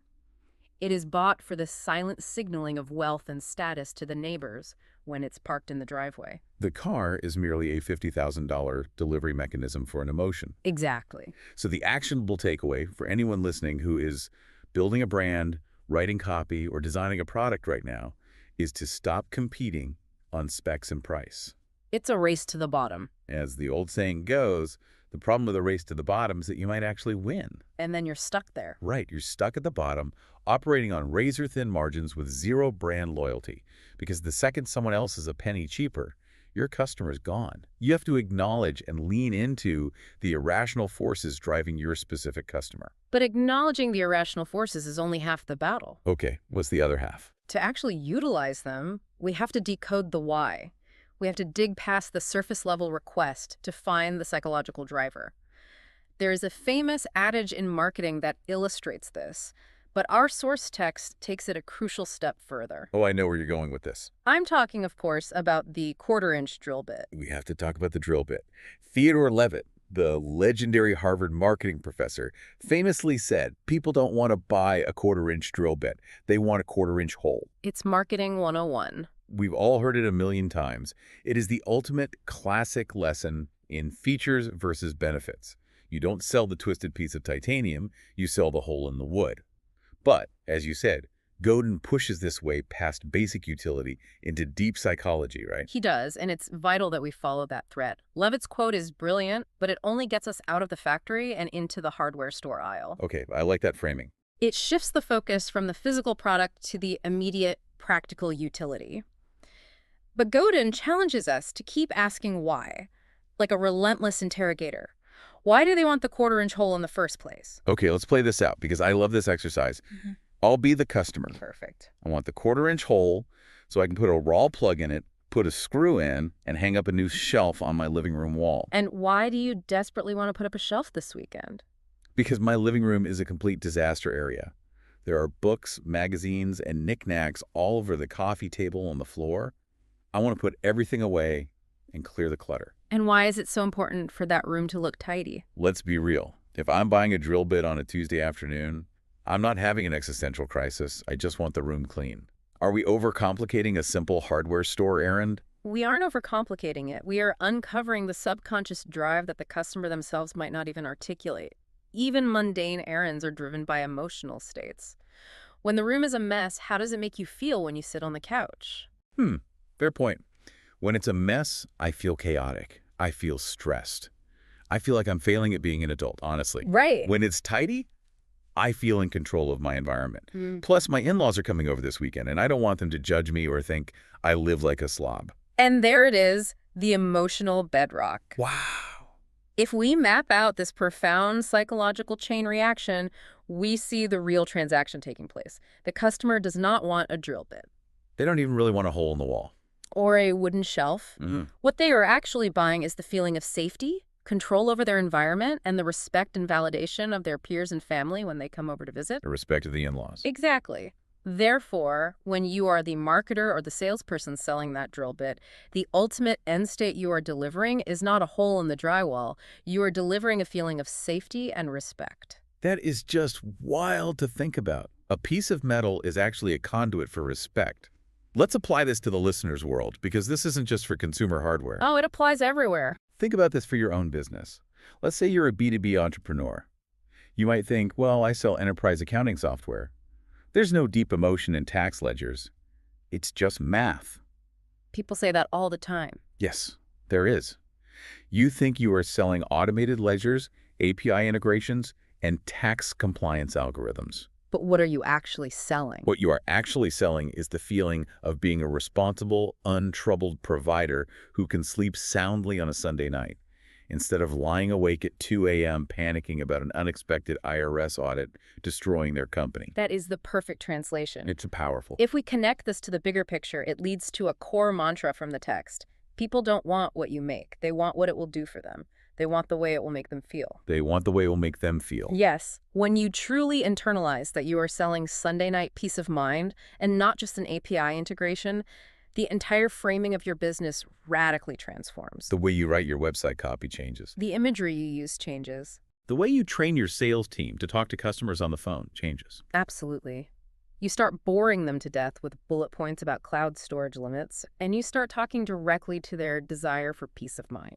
So the mechanical practical takeaway here is to do the 5 whys exercise. Yeah. Take whatever your product or service is and act like an annoying 5-year-old. Just keep asking why. Ask, why does the customer want this? And whatever the answer is, ask why again. Do it 5 times until you strip away all the physical utility and hit the emotional bedrock. Trace your product down to its ultimate emotional end state. And when you do hit that emotional bedrock, when you finally scrape away all the features and benefits, you are going to make a very surprising and frankly, very liberating discovery. Oh, what's that? You will find that human beings are actually not that complex. Really? Well, in this context, no, there aren't actually that many core feelings to choose from. The menu of human emotions that drive these market behaviors is remarkably finite. That's right. The text lists these foundational desires, and it's surprisingly short. It's basically a single page. We're talking about things like the desire for belonging, the desire for connection, the craving for peace of mind, the pursuit of status, A need for affection. the instinct to avoid new and scary things, or, conversely, the thrill of adventure. That's basically the whole menu. It is a finite menu, and the profound realization here is that most marketers, whether they are selling a $40 million private jet, a $100 pair of running sneakers, or even running a national political campaign, they are actually delivering the exact same feelings from that short menu. Wait, really? The same feelings? Yes, we just use vastly different products, different services, and different stories to deliver those feelings to different groups of people in different moments of their lives. The product itself is simply the paved road we build to help the customer travel toward that desired emotion. I find this concept so liberating. If you are an entrepreneur, you don't have to be a mad scientist. You don't have to invent a brand new human emotion that no one has ever felt before. That would be exhausting. It would. You just have to figure out how to be the best, most frictionless bridge to an existing emotion for a very specific group of people, which naturally brings up the 2 most vital focusing questions from the text: who's it for and what's it for? Those two questions are the ultimate compass for any project. Who's it for? Forces you to get uncomfortably specific. It forces you to abandon the cowardly idea of the mass market. Because everyone doesn't agree on anything. Exactly. You are not making a product for everyone. You are making it for a specific group of people who share a specific worldview and a specific set of fears. And what's it forces you to identify exactly which emotional change from that finite menu you are trying to make happen. Let me test this with an example. Let's say I am selling a $10,000 mechanical luxury watch. Okay, classic example. Who's it for? Well, definitely not for everyone. It's for a very specific subset of people who care deeply about heritage, legacy, craftsmanship, and subtly signaling their financial success to their peers. What's it for? It's for establishing dominance, or belonging to an elite club, or securing status when they walk into a high-stakes boardroom. It is absolutely 100% not for telling the time. No, of course not. My cheap smartphone tells the time with perfect atomic accuracy. If it was about telling time, the luxury watch industry would have died 20 years ago. You're hitting on the exact vulnerability of the feature-based mindset. And look at the flip side. If you are selling a rugged, rubberized digital smartwatch with GPS and a heart rate monitor, it's for a totally different who and a totally different what. Very true. It's for someone who wants to signal to the world and to themselves that they are active, adventurous, disciplined, and part of a modern, tech-forward, health-conscious tribe. But it's the exact same basic utility. A thing on your wrist that tells the time. But it represents entirely different emotional deliverables from that finite menu. So the takeaway for our listeners here is to literally look at that finite menu of human feelings. Belonging, peace of mind, status, safety, adventure. Look at your project, your startup, your podcast, whatever it is, and identify exactly which core feeling you are actually delivering. Because if you don't know which feeling you are selling, your customers definitely won't know. And they will just move on to someone who does. Now, once you have identified that core feeling, the next logical hurdle is execution. How do you actually deliver it? And the text is very clear. We do not need shiny digital shortcuts. No quick fixes. We don't need to chase the latest social media algorithm hack or buy fake followers or use manipulative scarcity countdown timers on our websites. Those are the worst. They are. We have 3 timeless, incredibly potent, fundamentally human tools at our disposal: stories, connections, and experiences. These are the big 3. This is the actual toolkit for making change happen. Let's break these down mechanically so the listener can actually use them. Let's start with stories. I know we throw the word storytelling around constantly in the business world. It's become a bit of a buzzword. But what does it actually mean in this context? A story, in this specific marketing context, is the cohesive narrative we offer the customer that allows them to make sense of the emotional change we are offering. It is the framing. Okay. But the text is absolute on one unbreakable rule. The story must be true. And I don't just mean factually, legally true in a way that satisfies a compliance lawyer. What do you mean by true then? I mean authentically true, because our actions, our manufacturing processes, and our customer interactions make it true in the real world. Give me an example of how a story fails that test. Sure. If you launch a brand and you tell a beautiful, poetic story about being a bespoke, high-quality, artisanal company that deeply cares about the individual customer. Sounds great so far. But then, in reality, your product breaks after a week of normal use, and when the customer tries to get help, your customer service is an endless, frustrating, automated phone tree that makes it impossible to speak to a human. Oh, that is so infuriating. Well, your story is a lie. It's a facade. And the market is incredibly efficient at punishing liars. Right. It has to hold up under the stress tests of reality over time. Okay, what about the second tool, connections? I'm thinking about brands that have almost cult-like followings. I'm thinking about Harley-Davidson. Perfect example. I don't think people buy those motorcycles just because of the engineering of the V-twin engine. Yeah. They buy them for the connection. They buy them for the subtle nod they get from another Harley rider when they pull up to a red light. Is that what Godin means by connection? That is the quintessential example of connection.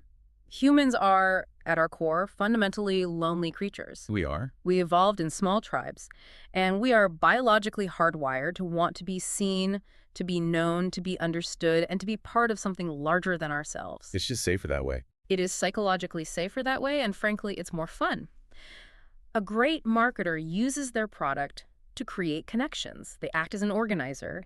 They stand up and say, People like us do things like this. I love that phrase.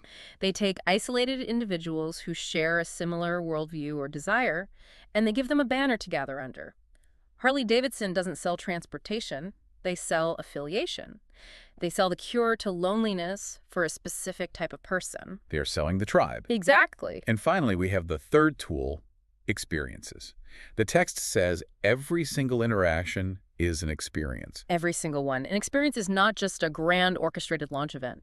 Every interaction a customer has with your organization is an experience, and every single experience either reinforces the story you are telling or it breaks it. Everything counts. Using the product for the first time, going to a rally, unboxing the item on your kitchen counter, or, yes, calling the billing department to dispute a charge. Each microscopic action builds or erodes the connection. What's fascinating here is how this completely redefined what a company actually is and who does what. Because usually in the corporate world, we think of marketing as a specific department.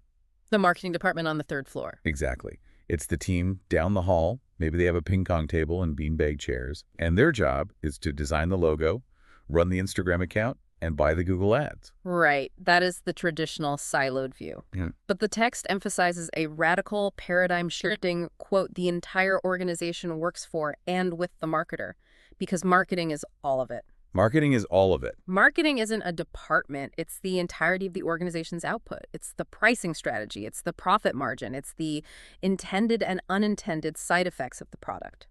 Let me push back on that, or at least play devil's advocate for the listener who is running a larger team.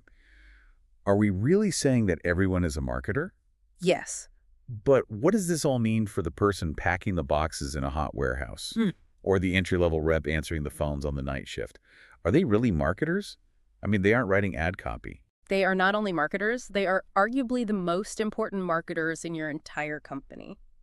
Think about the chain of trust. Okay. If the story you are spending millions of dollars telling the world is a story about meticulous care, premium precision, and customer delight. Right.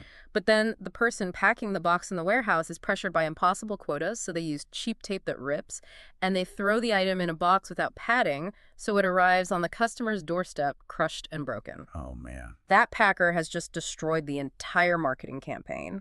The $1 million ad budget is instantly vaporized by a 2-cent piece of cheap tape. Because the story was a lie. Precisely. Or if the customer calls in confused about how to use the software and the rep on the phone is rushed, underpaid, reading monotonously from a script, and lacks any genuine empathy for the customer's frustration. The story of "we care about you" is broken. Every touch point is the experience. So everyone is a marketer. That means your supply chain logistics is marketing.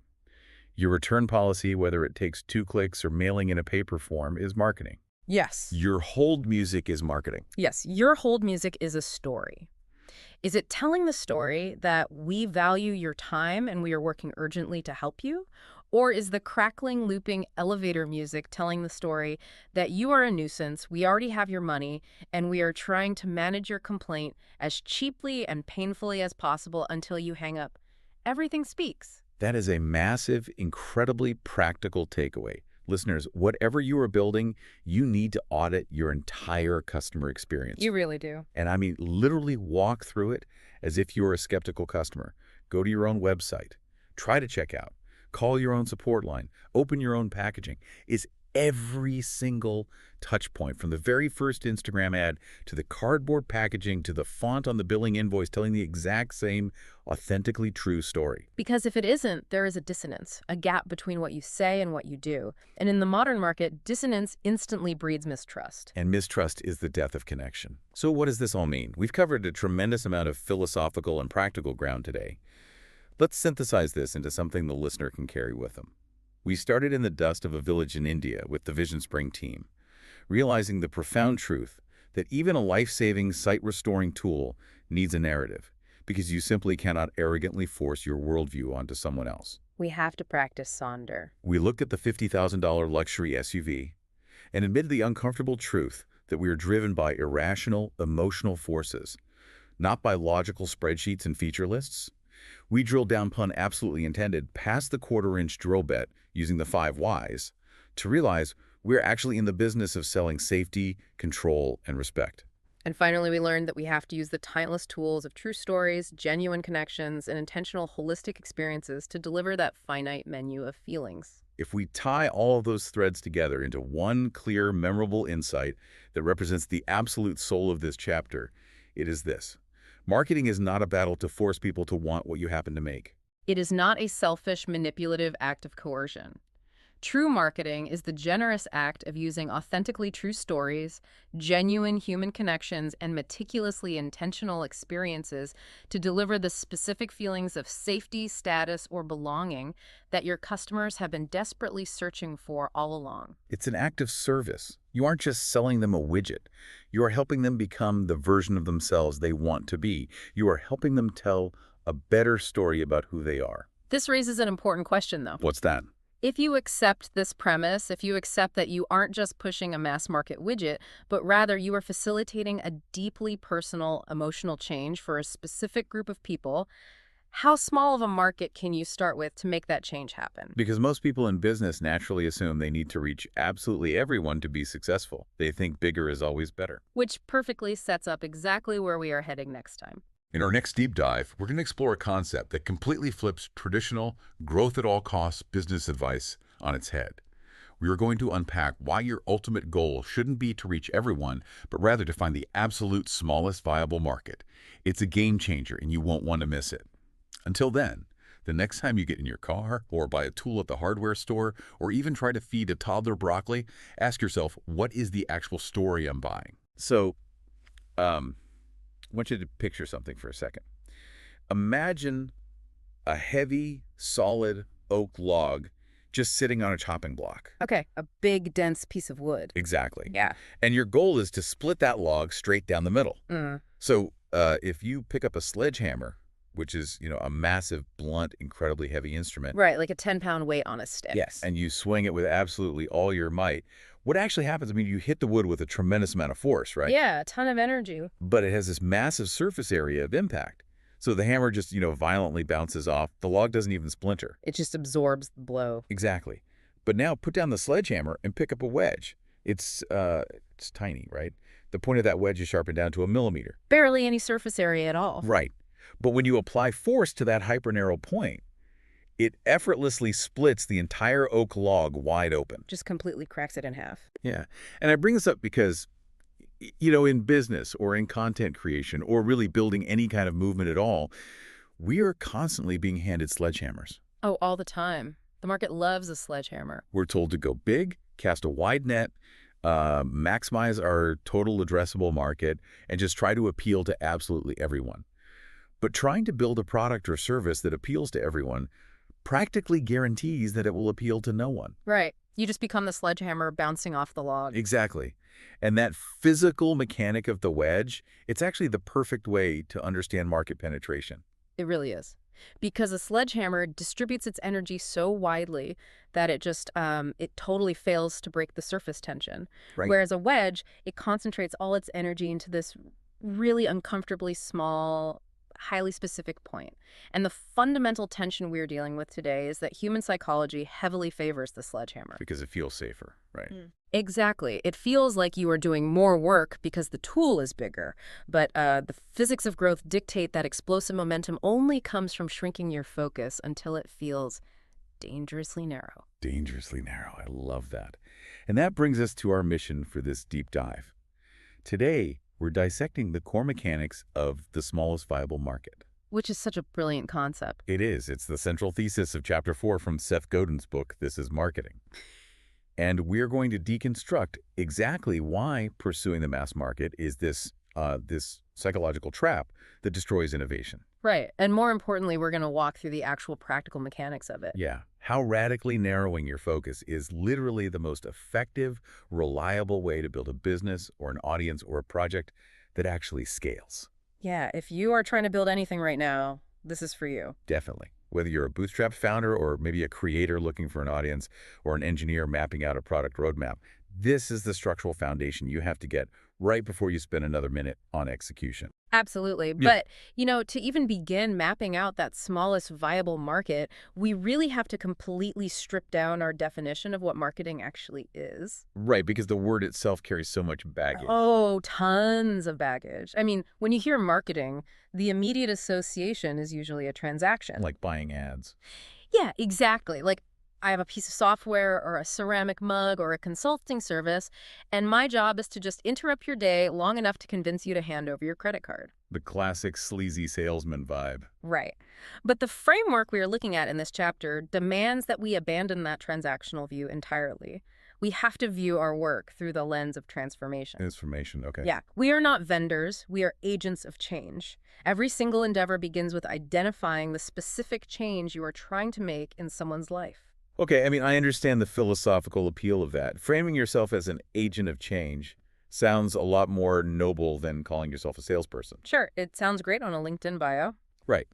But let me push back on how practical that is for you, the listener, right now. Okay, let's hear it. Let's say I've engineered this genuinely revolutionary insulated coffee thermos. Like, I have solved the physics of heat retention. Okay, a super thermos. Yeah, it keeps coffee boiling hot for 48 hours. It's completely indestructible. It never leaks. If the utility of the product is objectively superior to literally anything else on the shelf, why do I need to manufacture some profound narrative about change? You're saying the product should just speak for itself. Exactly. Shouldn't a superior tool just be for, whoever drinks hot coffee? I get that. But that is the classic build a better mousetrap fallacy in a nutshell. Is it? Oh, absolutely. And it is responsible for thousands of bankruptcies. You're assuming that the market is this perfectly rational machine that just automatically evaluates utility and then rewards the most efficient tool. Which I guess isn't how humans actually work. Not at all. The market is deafeningly noisy. And human beings do not make buying decisions based purely on utility. If you aim your thermos at anyone who drinks coffee, you are entering a bloody, commoditized war zone.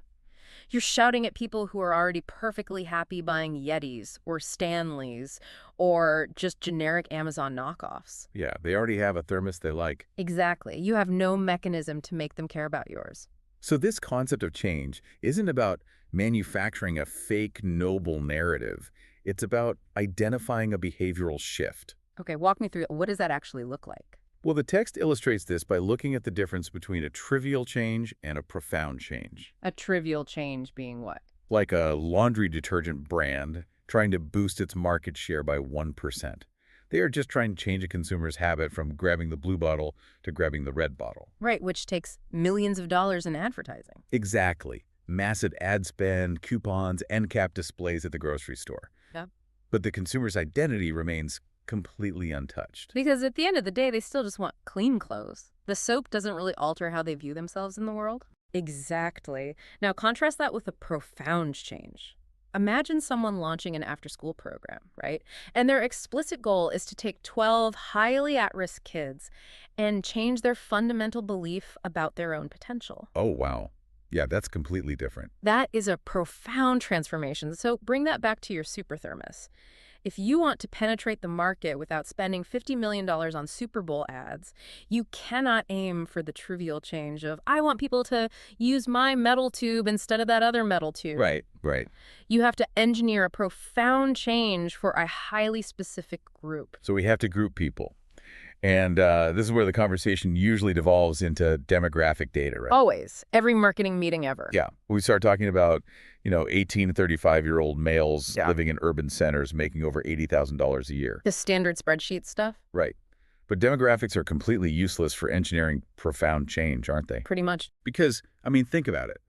Two 35-year-old men living in the exact same zip code with the exact same income can have entirely contradictory worldviews. Oh, completely. One guy might spend his weekends modifying street racing cars, and the other might be this dedicated urban gardener who absolutely refuses to own a vehicle. Right. Same demographic, wildly different internal operating system. Exactly, which is why the organizing principle of all modern growth has to be psychographics, not demographic. Yes. Psychographics map the internal landscape. We're talking about beliefs, fears, shared cultural values, their secret ambitions. So going back to my thermos example, my psychographic target is definitely not coffee drinkers. Far too broad. Right.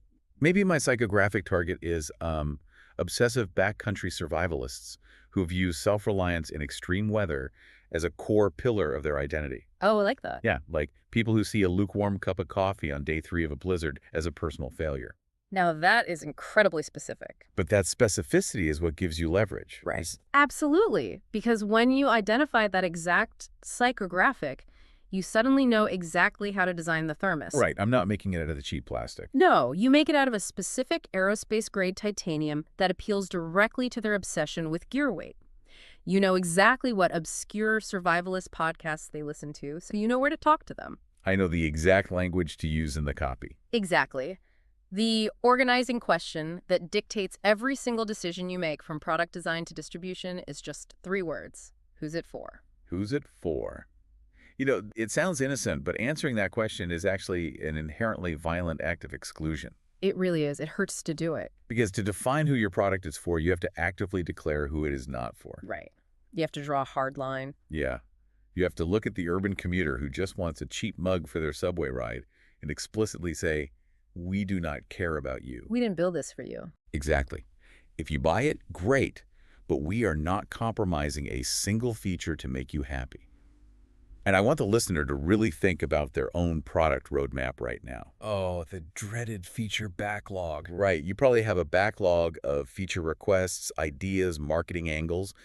The only way to prioritize them is to run them through that exclusionary filter. You have to. If a feature appeals to the masses but compromises the extreme needs of your specific psychographic, you have to kill the feature. You have to be ruthless about it. Because if you don't define who it's for, you literally have no anchor. You end up just drifting back into the gravitational pull of the mass market. And let me tell you, the gravitational pull of the mass market is overwhelming. It's so strong. It is. The moment you identify that hyper-specific group of backcountry survivalists, the immediate panicked instinct of every founder, creator, or board of directors is to ask, but wait, how many of them are there? Right. Is the market big enough? We need to widen the net so we can reach the weekend campers, too. But the source material warns us that the pursuit of mass intrinsically dilutes the product. Mass means average. Mass means average. Let's really look at the actual mechanism as how mass appeal creates mediocrity. Okay, let's break it down. It's basically the mathematics of compromise. Think about being tasked with catering a dinner for a massive banquet of 1,000 random strangers. Sounds stressful already. It is. You don't know their psychographics, you just know there are 1,000 of them. Because the group is so large, your primary operating emotion is fear. Right, you're terrified of making a mistake. Exactly. What if 10% of them have severe spice intolerances? What if another 15% are strictly vegan? What if 5% absolutely hate the texture of mushrooms? You can't take any risks. You can't. To mathematically ensure that nobody at that banquet is offended or alienated or sent to the hospital, you have to systematically strip away every intense flavor, every unique texture, and every bold culinary choice. And what do you end up with? You end up serving a completely unseasoned, lukewarm, dry chicken breast with a side of plain white rice. The ultimate mass market meal. Right. Now, nobody at that banquet is going to violently protest the meal. It is perfectly mathematically safe. But absolutely nobody is going to take a bite, close their eyes, and experience a moment of culinary transcendence. Exactly. Nobody is asking the chef for the recipe. Nobody is calling their friends to tell them about the incredible dry chicken they had last night. You successfully avoided offending anyone, but the cost was that you completely failed to delight anyone. Yeah, and that is the anatomy of a mass market launch. It really is. The dry chicken is the software product packed with 50 mediocre features that sort of work for everyone, rather than 3 features that work flawlessly for a specific power user. Right. And this is exactly why the smallest viable market is such a radical inversion of standard business logic. Instead of asking the board, how big can we make this? You are actively asking, what is the absolute minimum number of people we need to deeply influence to make this entire endeavor financially and operationally viable? I want to pause on that word for a second. Minimum. It's a scary word for a lot of people. It feels almost sacrilegious in a culture that is just obsessed with hypergrowth, unicorns, and virality. We're totally conditioned to worship the maximum. Right. Maximum total addressable market, maximum user acquisition, maximum engagement. So how do we actually practically rewire a team to optimize for the minimum? You do it by introducing artificial constraints to force clarity. Artificial constraints, like what? Well, there is a thought experiment in the book that perfectly crystallizes this. Imagine the government passed a highly specific, unbreakable law regarding your new project. Okay, a law. You are legally only allowed to have 30 customers. Or if you're building an audience, you are only allowed to have 3,000 subscribers. Total. Forever. Wow. That is your absolute hard-capped limit. If you operate under that absolute constraint, how does your daily behavior change? Oh, my daily behavior flips upside down overnight. Yeah. I mean, if I am permanently capped at 30 software clients, I am immediately firing my SEO agency. You wouldn't need them. No, I don't care about ranking on page 1 of Google for generic terms. I am shutting down all my broad social media campaigns. So what do you do instead? Instead, I'm going to become obsessively, unnervingly focused on the exact makeup of those 30 people. I need to know their names, their specific workflow bottlenecks. I need to know the exact metrics their bosses use to evaluate them, and literally what keeps them staring at the ceiling at 2 a.m. You'd have to know them better than they know themselves. I would have to ensure that my software is such a perfectly calibrated, indispensable extension of their brain that they would happily pay me a premium to keep it running. I would have to overwhelmingly delight them. And that right there is the magic of the constraint. When you remove the illusion of infinite scale, you are forced to focus on depth rather than width. Right. You realize that your survival depends entirely on becoming the perfect answer for a very small room of people. So the actionable framework for you listening here is to organize your entire project around that minimum viability. Figure out the exact number. Yes, calculate the smallest number of devoted fans, subscribers, or clients you need to keep the lights on and fund your next iteration. Then basically ignore the rest of the world and overwhelm that tiny specific cohort with an absurd level of care, attention, and bespoke engineering. But here's the thing. If the mechanics of the smallest viable market are this clear, if optimizing for the extremes creates superior products and passionate evangelists, why is it so rare? That is the million-dollar question. Like, why is the market still flooded with unseasoned dry chicken? Logically, every startup should be doing this, but they don't. They don't because executing the strategy requires a psychological trait that is severely lacking in modern boardrooms and creator studios. Which Profound bravery. It requires stepping out from behind a massive, comfortable psychological shield. the shield of everyone. Exactly. Let's dissect how that defense mechanism works, because I see this constantly with early-stage founders. They pitch their product as being for everyone, and they genuinely believe they are being ambitious. They think they're Steve Jobs. Right. But really, they are building an escape hatch for their own ego. Let's say I launch a new YouTube channel, and I tell myself, this is a general comedy and lifestyle channel for anyone who likes to laugh. That's a huge safety net. Massive. Because when the channel inevitably fails to get any traction, my ego remains completely intact. I can just blame the algorithm. YouTube just didn't push my videos. Exactly. I could say the market is oversaturated. I could write a long think piece on Twitter about how TikTok has destroyed the collective attention span of the youth. It was the market's fault, not mine. You get to play the victim. Right. But if I launch a channel and publicly declare this channel is dedicated exclusively to teaching advanced sleight-of-hand card magic to semi-professional magicians who want to transition to full-time theater work, Whoa! That is a tight niche. I've burned the ships. I have drawn a hyper-specific circle, and if I fail to gain traction within that tiny circle, the algorithm cannot save me. I can't blame macroeconomic trends. You have to look in the mirror. I have to face the agonizing reality that my teaching simply wasn't good enough. My magic wasn't compelling. I failed the very specific people I promised to help. Specificity completely removes your alibi. That's such a great way to put it. Specificity means accountability. When you hide behind the mass market, you are actively insulating yourself from the feedback loop of failure. Right, self-preservation. Exactly. By choosing the smallest viable market, you are making a highly vulnerable promise. You are saying, I see you, I understand your specific tension, I built this precisely for you, and I am accountable for the result. And most people just can't stomach that. Most organizations simply do not have the institutional courage to endure that level of binary accountability. It is much, much safer to fail generically than to fail specifically. Okay, let's say I accept that risk. Okay. I'm listening to this, and I am willing to put my ego on the chopping block. I've identified my specific psychographic, and I know exactly who I'm accountable to. How do I actually survive that accountability? What do you mean? Like, how do I ensure that I don't fail them? How do you actually overwhelm them? You map their extremes. You cannot just offer a slight improvement over the status quo. If your target market is currently using a clunky, outdated software tool, offering them a competitor that is 5% faster and has a slightly better user interface is not going to trigger a profound change. It's just a trivial update. Right. You have to find a position on the psychographic map where you, and you alone, are the absolute perfect answer. You have to stand alone. You over-index heavily on the one or two specific axes that your tiny market cares about most, at the direct expense of everything else. You break the standard industry compromises. This actually reminds me of how specialized tools disrupt these monolithic platforms. Like, think about Adobe Premiere or Final Cut Pro. Oh yeah, massive mass-market video editing tools. Right. They have to serve Hollywood editors cutting feature films, wedding videographers, and, like, college students making documentaries. They are bloated with thousands of features. It's a huge learning curve. Exactly. And then you see a startup come along building a tool specifically for short-form viral TikTok creators. Which is a totally different workflow. Completely. They don't try to build a better color grading suite than Adobe. They completely ignore complex audio routing.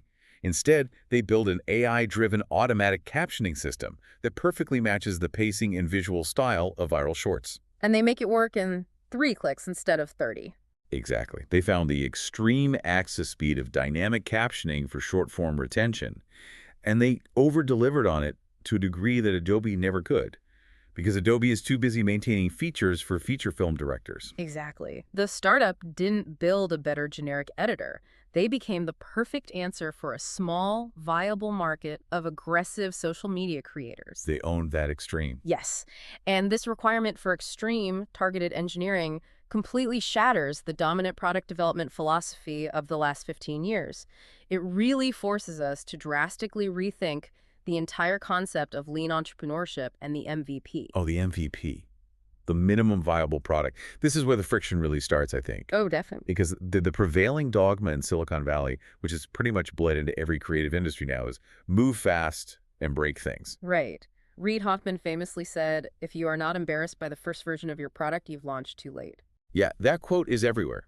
The whole culture is built around figuring out the absolute bare-bones, duct-taped version of your idea, throwing it into the market immediately to see what happens, and then iterating based on user data. That's the standard operating procedure. But if we are demanding profound change and extreme accountability, like we just talked about, doesn't shipping a broken, embarrassing product actively destroy the very trust we are trying to build? It absolutely destroys it.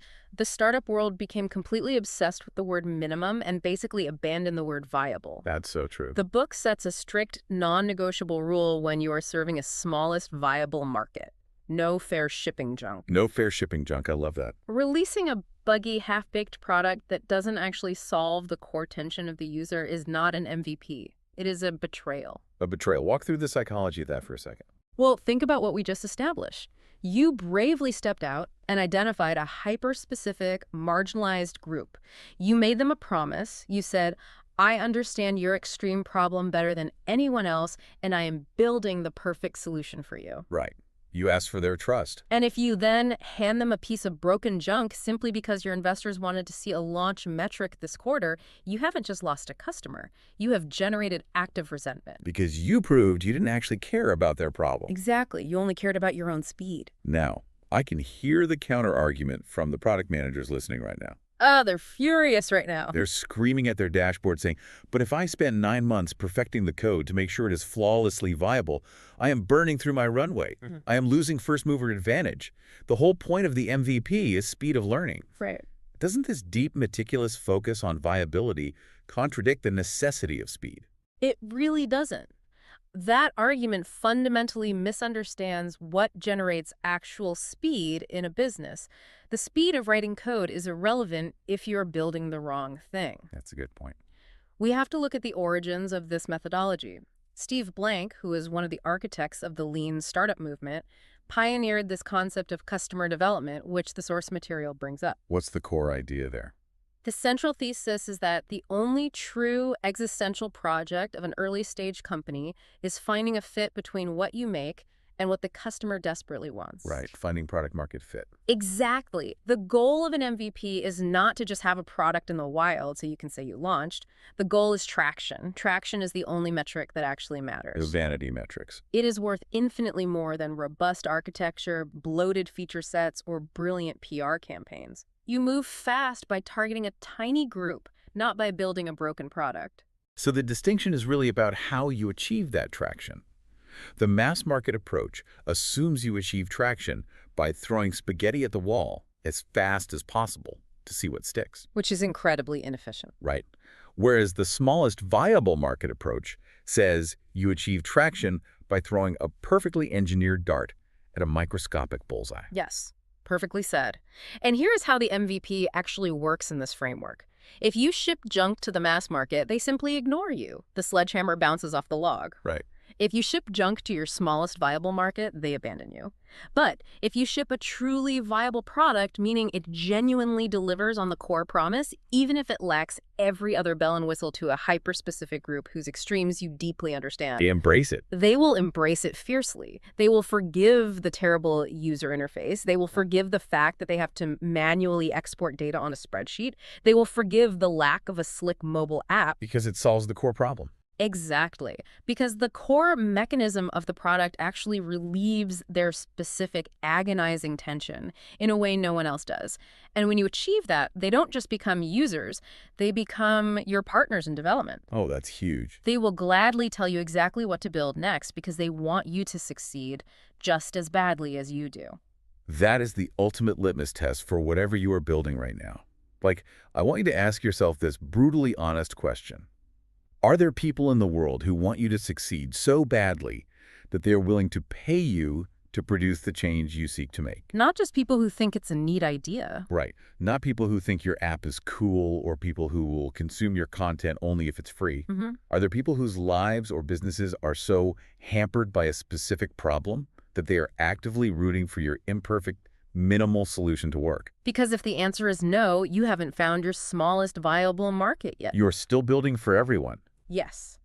You need to strip away the secondary features and build the absolute simplest, most viable mechanism that proves you can deliver that profound change to that tiny group today. You know, when you look at all of these mechanisms operating together, the shift from transaction to profound change, the rejection of the mass market, the terrifying accountability of specificity, and this rigorous standard of true viability, you see a complete paradigm shift in how growth is actually engineered. It fundamentally rewrites the physics of momentum. It really does. Yeah. So let's sort of pull these threads together for you, because the core insight driving this entire philosophy rests on a brilliant, counterintuitive paradox. The central paradox of the chapter. Exactly.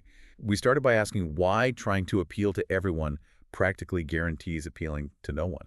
And the answer really lies in the inverse. The paradox is simply this. The smallest viable market is the intense microscopic focus that, ironically and inevitably, generates your massive growth. Yeah.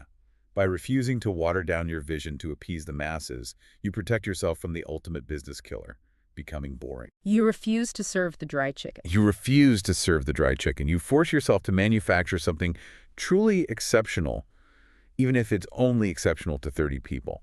You operate at the extremes. And when you overwhelmingly delight that tiny specific group, when you act as the wedge and find that exact spot where you stand alone, you create a localized fire. A concentration of energy. Exactly. You create a concentration of heat and energy that a mass market sledgehammer could literally never generate. And what is the fundamental nature of fire? It spreads. It spreads. Those 30 people or 3,000 people whose profound tension you solved, they become your evangelists. Because they have their own networks. Right. They share your solution with the next concentric circle of the market, not because you paid them to, but because using your product elevated their own status. They want to look smart for finding you. Exactly. They spread the fire for you. You do not achieve massive scale by aiming your initial efforts incredibly wide, hoping to catch a fraction of a % of everyone. You achieve massive scale by aiming incredibly deep, capturing a few with absolute certainty, and letting the sheer physics of their enthusiasm drive your expansion. It requires an entirely different kind of ambition, really. I think the fear of shrinking our focus is rarely about business metrics. It is almost always a fear of being seen clearly. That's incredibly true. When we attempt to appeal to everyone, We get to hide comfortably in the crowded center of the bell curve. But when we commit to a smallest viable market, we are stepping onto a painfully small, well-lit stage and saying to a specific group of people, I made this for you. It is an act of deep vulnerability. It is, but it is the only true mechanism for making a lasting impact.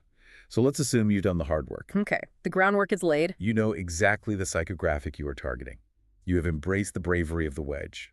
You have built a truly viable, profound solution that overwhelmingly delights your tiny market. You've got the fire going. Right. But the immediate, terrifying question that follows is, how do you value that work? Yeah. How do you price a bespoke, profound transformation in a global market that seems relentlessly, dangerously obsessed with cheap, fast, one-click commodities? Oh, and that is the precise moment where most founders completely self-destruct. They panic. They build a masterpiece for a specific market, and then they panic and price it like a mass market commodity. But next time, we're going to deconstruct the dangerous illusion of competing on price. That's going to be a good one. We will explore why the race to the bottom is a game you absolutely do not want to win, and why discounting your work is the absolute last refuge of a marketer who has simply run out of generous ideas. I can't wait for that. Until next time, take a hard look at your project, find your wedge, and define exactly who it's for. Thanks for joining us on this deep dive. What you just listened was the beginning of a full audio, way longer, explaining every single chapter of the book.